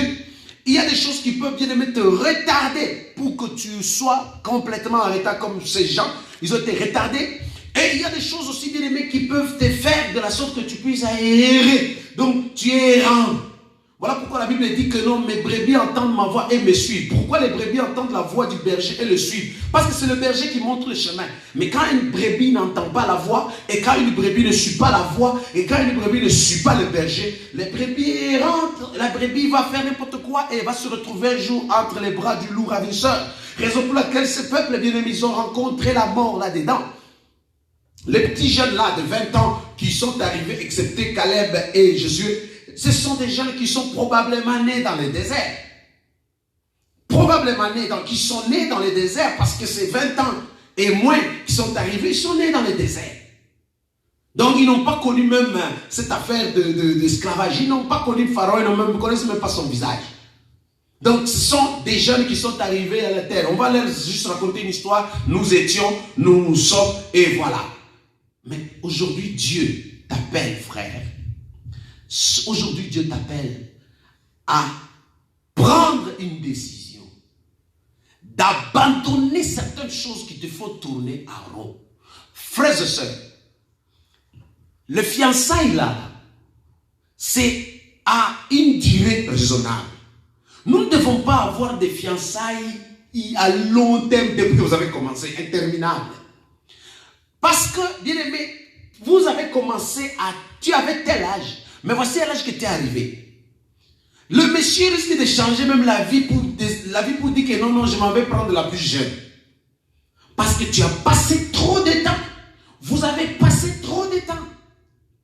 Ce n'est pas, bien aimé, à un certain âge que tu commences maintenant à vouloir dire que bon maintenant, j'ai assez parcouru ma vie, j'ai assez traîné, j'ai assez fait. Maintenant, je désire maintenant me marier. Mais, regarde le temps. Regarde à l'étape où nous sommes arrivés. Regarde à l'époque où tu es arrivé. Tu as perdu longuement, largement du temps. Quand est-ce que tu vas jouer avec tes petits-enfants? Quand est-ce que tu vas jouer avec eux? Vas-tu le voir? Donc, bien aimé, nous passons du temps dans des futilités. Nous passons du temps à vouloir satisfaire les autres. Nous passons du temps, bien aimé, à traîner dans le monde, à vouloir peut-être, bien aimé, gagner la joie, le plaisir ou l'approbation du monde. Nous perdons le temps vers notre Canaan. Nous perdons du temps vers notre Canaan. Arrête de t'accrocher longuement à ton passé. Bien aimé, ton ex là, si tu l'appelles toi-même l'ex, c'est fini, mets-le dans ton passé. Oui, tu as eu des déceptions et ces déceptions doivent te servir de leçon maintenant pour ton futur meilleur. Avance. Arrête de traîner, arrête de passer du temps à perdre le temps. Parce que tu vas arriver à un certain moment où tu vas dire si je savais. Mais si je savais, c'est trop tard. 40 ans est passé. 20 ans est passé. 10 ans est passé. 15 ans est passé. Jusqu'à quand? Vous savez, il y a plein de choses, comme j'ai dit, mes chers amis. Il y a plusieurs choses qui peuvent contribuer qui contribuent dans le pèlerinage de notre voyage de la vie. Ça contribue à nous aider à avancer. Il y a certaines choses, bien aimées, qui sont là, qui vont juste faire que tu puisses, bien aimé, être comme un errant, un vagabond. Il y a d'autres choses, bien aimées, qui vont juste te tirer vers l'Égypte. Reviens à l'Égypte, reviens à l'Égypte, reviens à l'Égypte. Il y a d'autres choses qui vont juste te retarder, qui sont là juste en train de te retarder. Maintenant, tout dépend maintenant aujourd'hui du choix des choses que tu choisis dans ta vie pour permettre à ce que tu puisses avancer, pour permettre que tu puisses progresser, pour permettre que tu puisses arriver à temps dans ta destinée, parce que tu risques d'arriver en retard. Tu risques peut-être d'arriver, bien aimé, et c'est à la vieillesse que tu commences à voir, tu vas saluer de loin. Bien aimé, le temps, ça s'en va. Ton corps vieillit et tu perds des forces avec le temps parce que tu vieillis. Mais il y a des choses, lorsque tu vas arriver à un certain âge, tu ne pourras plus faire. D'ailleurs même, tu risques même d'être celui dont on fait manger. Parce qu'à ce temps-là, c'est en ce moment-là que tu penses à des projets. C'est maintenant, frère, que tu dois faire le choix de s'accrocher à ces dieux et de lui demander, Seigneur, où est la carte géographique que tu as, ou le plan que tu as tracé sur ma vie, afin que je ne puisse pas tourner en rond et perdre le temps, mais que je puisse faire ce voyage, pas en passant sur des mines d'or réservées à ma destinée, réservées pour moi, pour ma destinée, mais je vais juste passer. Non, je ne suis pas de cette race-là qui va juste saluer Cana de loin. Non. Seigneur, donne-moi le plan. Parce qu'il a dit, il connaît le projet. C'est-à-dire, c'est comme un plan qu'il a déjà tracé. Il a tracé. Dieu a tracé, sait que c'est à Montréal, tu vas être propulsé. Dieu sait que c'est en Londres, au Congo, à Kinshasa, tel endroit, en Haïti, je ne sais pas, n'importe où en France, que tu vas avancer, tu vas progresser. Dieu fait le plan de ta vie et il te l'offre. Il dit, je le connais. Confie-toi à lui, afin que lui seul puisse te présenter cette carte-là, géographique ou ce plan, pour savoir que non, c'est de telle direction que nous devons aller pour arriver à notre Canaan. Mais si tu ne connais ni ce Dieu, tu le méprises, tu l'ignores, tu ne sais même pas de qui, tu veux même rien savoir. La carte géographique, tu l'auras comment? Le plan, tu l'auras comment? Pour pouvoir, bien aimé, évoluer et avancer. Ça montre clairement, ces gens, bien aimé, tourner en rond sans plan, sans programme. Ils tournent en rond, c'est sûrement même par hasard. Voici Canaan. Après 40 ans. Non, c'est trop. c'est perdre de temps. Dieu est capable de pouvoir t'accompagner en te montrant quoi faire, quand le faire, comment le faire pour arriver vers ta destinée dans ce voyage. Voilà pourquoi, mes chers amis, dans le voyage de la vie, Dieu t'accompagne vers la destination. Vous allez comprendre. Il y a une personne qui était à Montréal ici, là, croyant que ici c'est le pays où coule le lait et le miel. Bien aimé, il faut une chose, retenez un principe. Le pays où coule le lait et le miel veut dire, bien aimé, la finalité, la destinée d'une personne. Et la destinée d'une personne, bien aimé, brille dépendamment d'une personne à une autre. Il y a d'autres personnes, leur destinée ou leur Cana, c'est Montréal. Leur Cana, c'est le Canada. Leur Cana, c'est ici. Bien aimé, c'est ici que la personne, vous allez voir, va émerger, va progresser, va réussir, va être sanctifiée et va vivre la gloire de Dieu. Mais il y a d'autres qui sont là. Bien aimé, ça prend que tu quittes ici. Ce n'est pas ton lieu. Ce n'est pas le lieu que Dieu t'a destiné. Dès que tu quittes la ville et que tu vas juste pas loin ici, là, Victoriaville, ou que tu retournes en France, ou bien que tu vas à Londres, ou bien que tu vas au Congo, au Bénin, ou je ne sais pas où Dieu te voit, où il a tracé le projet de bonheur et de paix, mais ce projet-là n'est pas un projet de Canada, mais c'est un projet de tel lieu. Ce n'est pas un projet de la ville ici, c'est un autre. Ce n'est pas un projet de cette entreprise dans laquelle tu travailles. Dieu ne te voit pas là-bas. C'est ailleurs où Dieu te voit, là où tu vas être propulsé. Mais c'est ça le problème. Tu ne peux que t'accrocher à Dieu et maintenant de lui demander, Seigneur, où est le projet que tu as tracé pour moi, afin que dans le voyage de ma vie, que je ne puisse pas perdre mon temps.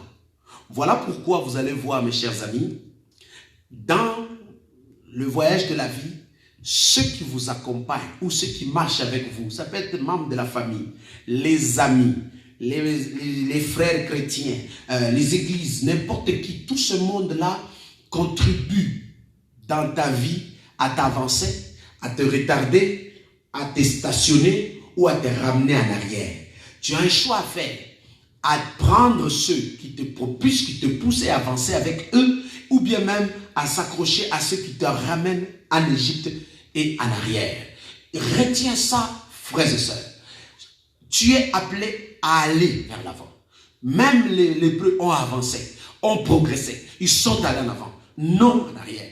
Parce qu'en arrière, c'est juste un moyen, c'est juste une histoire, c'est juste des choses qui se passent, qui t'aident comme si prodige pour t'aider à prendre des décisions aujourd'hui et à avancer. Ce n'est pas à toujours dire je me souviens et finalement à cause de ce que tu te souviens, tu deviens bloqué, paralysé. Ceux qui t'accompagnent, qui sont ceux qui voyagent avec toi?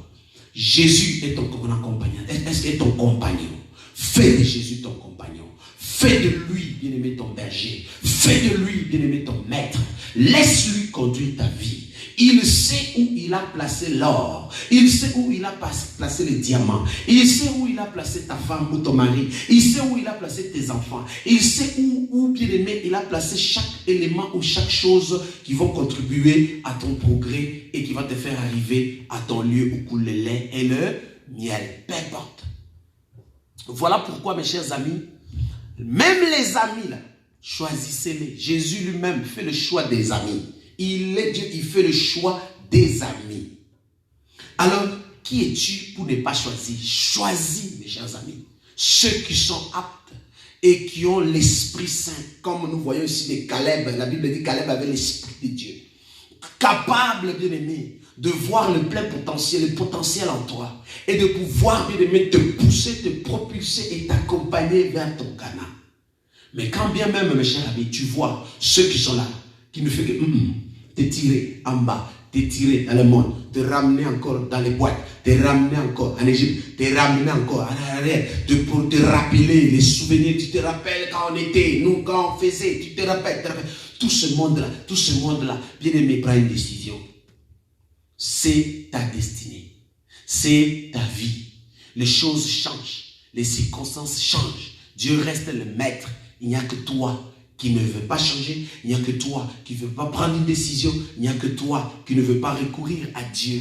Raison pour laquelle, quand tu recours à Dieu, Dieu peut te dire, prends la décision aujourd'hui, prends telle direction. Et obéis à cette direction-là. embûche, obstacle, barrière, obéis. Va à cette direction-là. C'est là où Dieu a destiné que ton Canaan est là et tu vas arriver. Frères et sœurs, ce sont des principes fondamentaux que je suis en train juste d'exhorter à quelqu'un ce soir dans le voyage de la vie. Voilà pourquoi j'ai toujours dit, bien-aimé, qu'il est très important, chers amis, de faire le choix du berger. Le berger, c'est Jésus.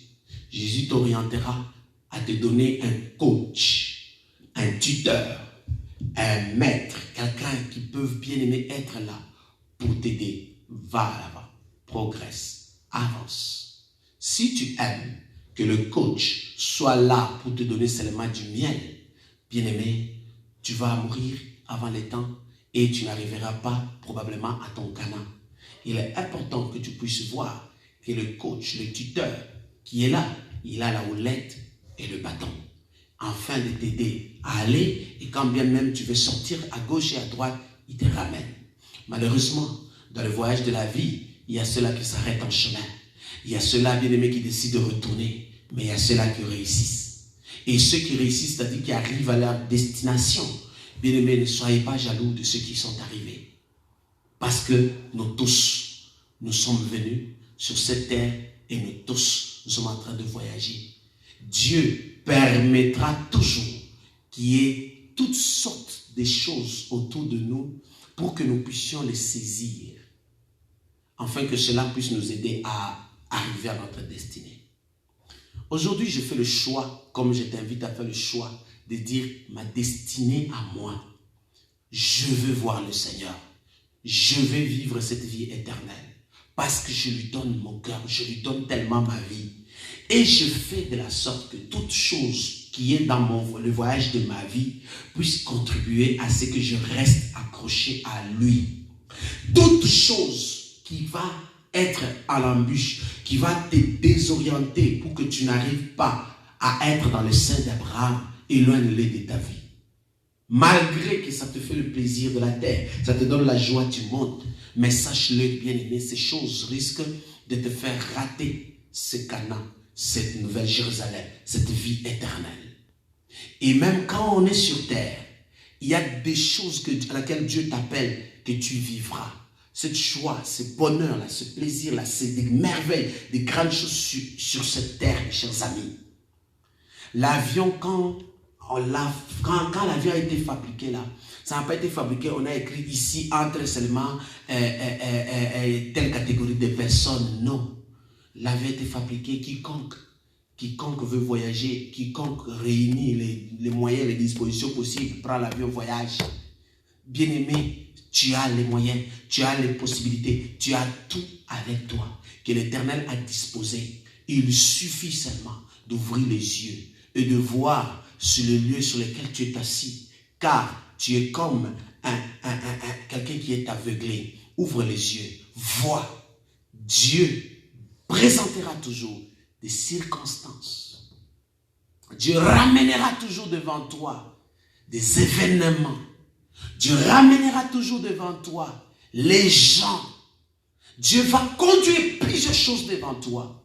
C'est à toi de saisir ces choses, l'événement, les gens qui vont contribuer à te propulser vers ton Canaan.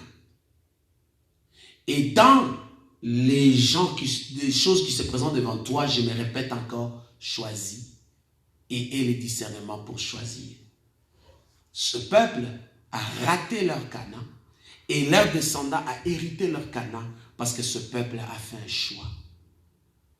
Ce peuple a méprisé Dieu. Ce peuple a ignoré Dieu. Ce peuple a dédaigné même les lieux où Dieu les avait destinés. Ne maudis pas ton Canaan, malgré les difficultés, malgré les circonstances, malgré le problème, malgré les défis. Ne maudis pas ton Canaan. Parce que Dieu a béni déjà le Canaan pour toi. Dieu a sanctifié le Canaan pour ta vie. Dieu a béni. Il a déjà envoyé les anges, les archanges, toutes choses Dieu a déjà mis en ta disposition pour t'accompagner dans Canaan. Pour t'accompagner pour ta réussite et ton succès. Alors ce soir, j'aimerais prier avec quelqu'un ce soir. J'aimerais prier avec quelqu'un qui reconnaisse que non, ma vie est comme la vie de ce peuple. Je méprise tout. J'ai oublié tout ce que Dieu a fait pour moi dans le passé. J'ignore ce que Dieu peut faire encore dans mon domaine. Tu es là ce soir. Tu regardes maintenant ta vie, tu dis Seigneur, je tourne à rond. Je n'évolue pas. Je n'avance pas. Je ne me sanctifie. Ma vie n'est pas sanctifiée, n'est pas prête. Si tu venais aujourd'hui, voici la justice, la sentence que j'aurai, c'est les dames de feu. Seigneur, je ne réussis pas. Pourquoi là où tout le monde réussit? Mais aujourd'hui, je te donne ma vie, Seigneur. Je t'offre mon cœur, Seigneur. Guide-moi, Seigneur. Conduis-moi, Jésus. Conduis mes pas, Seigneur. J'ai toujours maudit mon Canaan. J'ai toujours maudit mon pays. J'ai toujours maudit ma vie. Mais je prends la résolution aujourd'hui de la bénir tous les jours. De bénir ma vie, de bénir mon Canaan, de bénir ma destinée. Seigneur, tous les jours, Seigneur, mes propos sont toujours dédaigneux. Mes propos ont toujours été, j'ai toujours été négatif. Seigneur, vois ma vie, Seigneur notre Dieu. J'ai toujours eu le regard sur ce qui ne marche pas. Je prie, Seigneur, ce soir, aide-moi, Seigneur, à changer ma façon de voir et à changer mon regard, Seigneur. Aide-moi, Seigneur notre Dieu, à relever tout défi qui peut s'avérer devant moi, si grand peut être, si puissant peut l'être. Mais Seigneur, avec toi, je sais que je serai victorieux et je gagnerai. Aide-moi, Seigneur. Dans le nom de Jésus. Bien-aimé, commence à prier là où tu es. Commence à prier, bien-aimé. Commence à prier dans le nom de Jésus. Commence à prier au nom de Jésus. Demande à Dieu, Seigneur. Le défi est grand. Le défi est là devant moi. Le défi est grand, Seigneur. Je relève ce défi en Jesus' name. Dans le nom de Jésus. Je ne serai jamais celui qui abandonne. Non. Je n'abandonnerai pas, Seigneur. Je ne lâcherai pas, Seigneur. Au nom de Jésus, mon Dieu. J'avance. Seigneur, je refuse, Seigneur notre Dieu, attirer mon attention au Sambala et au Tobija. Je refuse, Seigneur notre Dieu, avoir le regard que derrière vers l'Égypte. Mais Seigneur, mon regard est fixé vers le Canaan, Seigneur. Mon regard est fixé vers, Seigneur notre Dieu, la terre promise. Mon regard est fixé vers l'avant, Seigneur Dieu. Je refuse, Seigneur, en étant dans le présent, mais en vivant dans le passé. Je refuse cette vie-là, Seigneur notre Dieu, Père, d'être condamné à vivre dans le passé. Malgré que le monde avance, tout le monde avance, mais moi je vis dans le passé, Seigneur, où je me blâme, où je blâme quelqu'un. Seigneur, je refuse cela au nom de Jésus. Je refuse cela pour la vie de mon frère dans le nom de Jésus. Seigneur notre Dieu, soigne mes propos. J'aimerais, Seigneur, que la langue que j'ai, que je puisse, que Seigneur, dire la vérité. Et les choses que je vais proférer, Seigneur, que je déclare que sur moi, sur ma vie, au nom puissant de Jésus. Merci Saint-Esprit, merci Jésus, merci éternel, Seigneur. Pardonne-nous, pardonne-moi, Seigneur, à toutes les fois, Seigneur.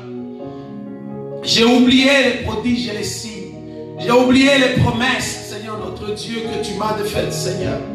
Vois, Seigneur, que mon frère a oublié les promesses, a oublié comment tu te révélais, manifesté dans sa vie autrefois. Seigneur, il a oublié. Il sait comment, Seigneur, sur le lit d'hôpital, comment tu l'as guéri, mais aujourd'hui il a oublié. Rappelle-lui, Saint-Esprit, oh Dieu, dans le nom de Jésus, rappelle-lui, Seigneur, fais-lui voir ta gloire. Fais-lui voir ta gloire dans le nom de Jésus, Seigneur. Seigneur, je ne veux pas, Seigneur, notre roi, perdre mon temps, Seigneur. Traîner, Seigneur. Errer, Seigneur. Seigneur, vois tous ceux, Père, qui vivent dans l'errance. Seigneur, vois mon frère, Seigneur notre Dieu, qui vit encore dans l'Égypte. Vois celui, Père, qui est retourné encore en Égypte dans le monde, pour ceux qui sont en arrière. Seigneur, aide-lui, Seigneur, à se relever. Relève mes filles et fils qui retournent en arrière. Relève-nous, Seigneur, dans nos faiblesses dans lesquelles nous sommes retournés en arrière. Aide-nous à se relever, à avancer, Seigneur. Père, vois nos cœurs, Saint-Esprit, au nom de Jésus. Accorde-nous le discernement, Seigneur, dans le nom de Jésus. Accorde à mon frère le discernement parce qu'il échoue, il tourne en rond parce qu'il manque de discernement. Accorde-lui. Seigneur, vois ce couple qui s'entre-déchire. Vois ce couple qui devient faible parce que la femme vit avec son ex dans sa tête. L'homme vit avec sa maman dans sa tête. Oh Père, viens guérir ce couple au nom de Jésus. Viens le restaurer au nom de Jésus. Père, je prie dans le nom puissant de Jésus que cet homme qui est le fils de papa, il vit encore papa. Seigneur, rends-lui garçon, rends-lui homme, Seigneur. Oh Seigneur, vois cette femme, Seigneur, devenue maman, mais qui vit en fillette. Seigneur, rends les femmes au nom de Jésus. Saint-Esprit, je prie au nom puissant de Jésus. Seigneur, regarde les années que la sauterelle a dévorées pour la vie de mon frère. Regarde les années que mon frère a perdues. Regarde les années que ma soeur a perdues, Seigneur, à cause du monde, à cause des amis, à cause d'une histoire, à cause d'une maladie, à cause d'un événement. Il a perdu. Mais Père, je t'en supplie, comme tu as dit, je vous donnerai, je vous accorderai les années que la sauterelle a dévorées, Seigneur.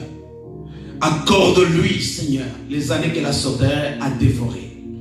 Place-lui sous l'onction de la rapidité. Oh my God. Au nom de Jésus.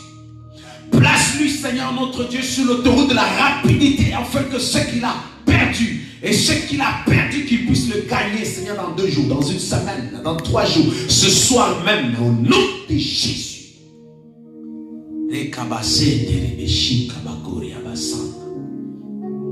Père, désormais, Seigneur, nous sommes de ceux-là, Père, qui avancera. Nous sommes de ceux-là, Père, Seigneur, qui va avancer. J'avance désormais. Je ne recule pas, j'avance au nom de Jésus. Je n'abandonne pas, j'avance au nom de Jésus. Dans le nom de Jésus-Christ, tempête, circonstances, événements. Mais Seigneur, occupe-toi de ça. Combat pour moi, défends-moi. Moi, tout ce que je sais, c'est mon Canaan, c'est ma destinée. Je vais y arriver. Et j'arriverai. Au nom de Jésus.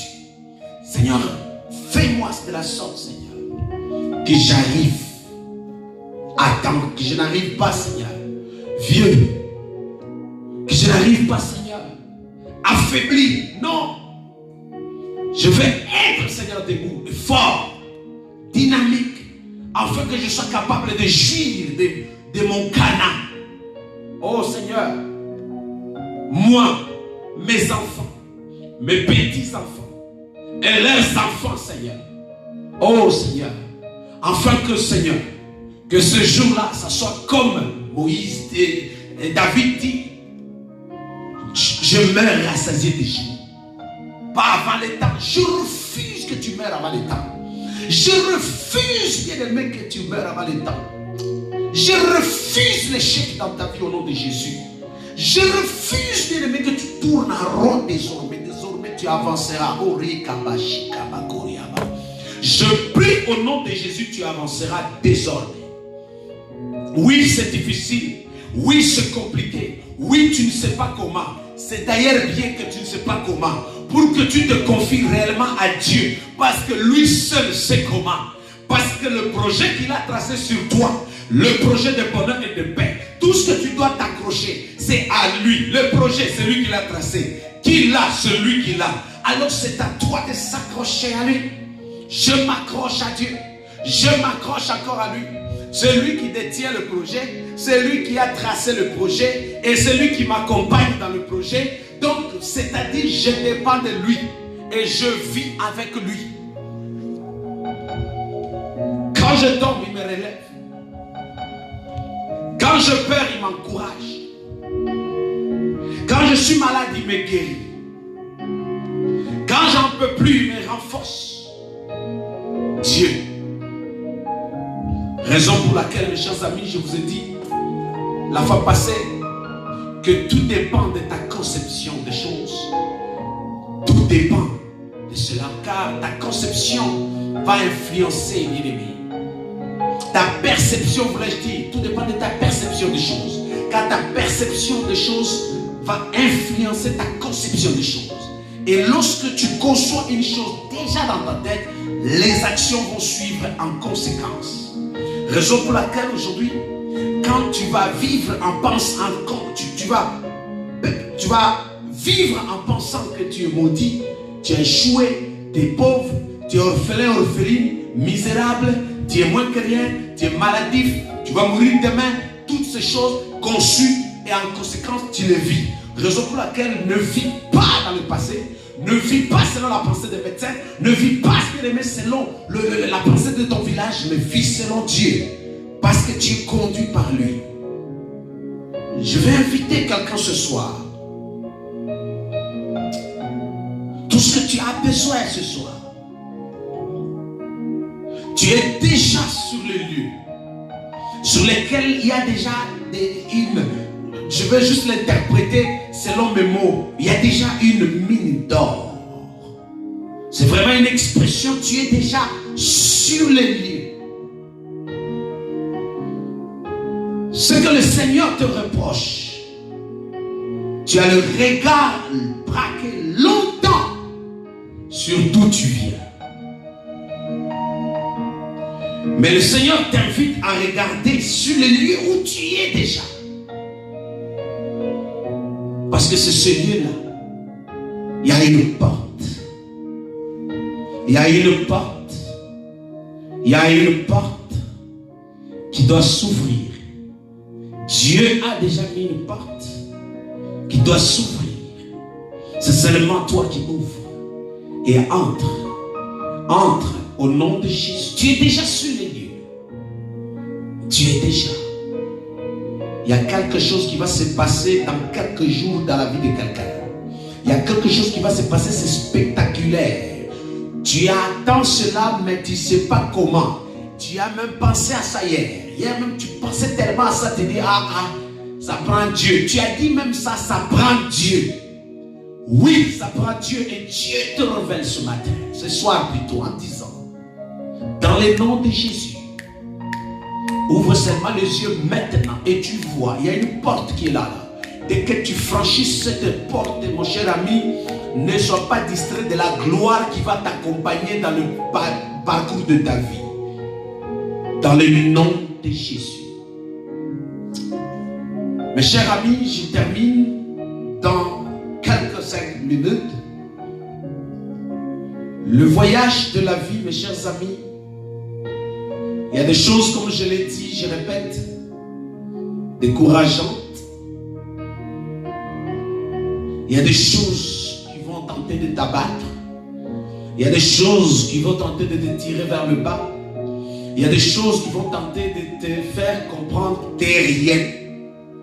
Il y a des choses qui vont te rappeler les mauvais souvenirs, afin que tu puisses encore te condamner. Il y a des événements qui peuvent être dans la vie de l'un comme des autres, des uns comme des autres, mais qui passent devant tes yeux pour te faire traîner dans le voyage de la vie.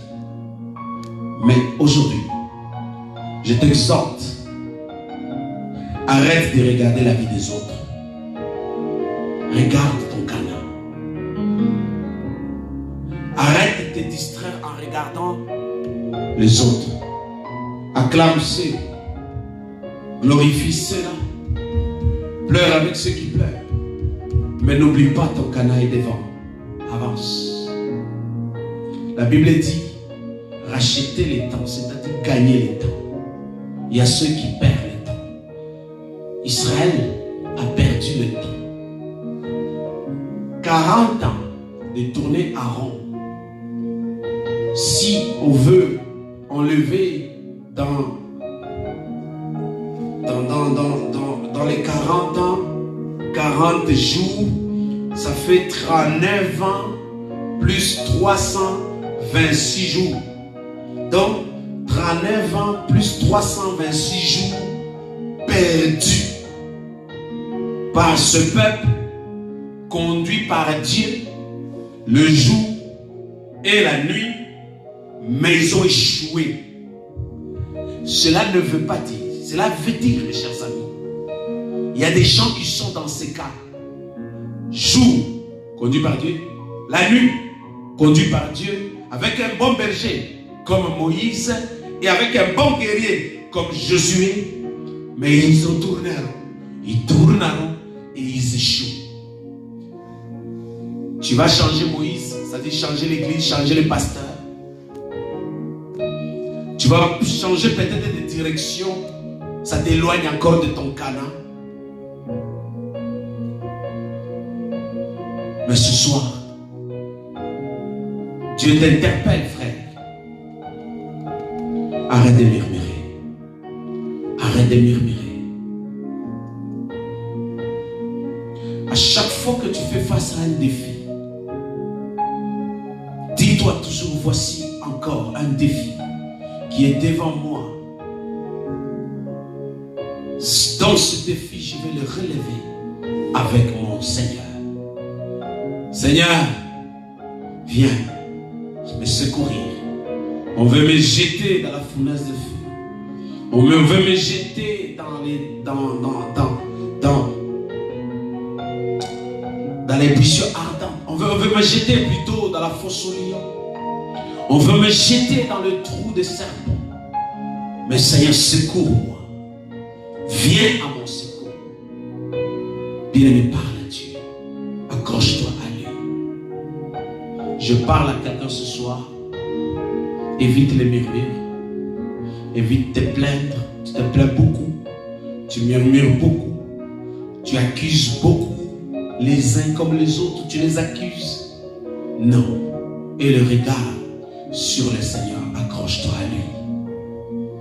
Et il fera de la sorte que ton ministère réussisse et aille de l'avant.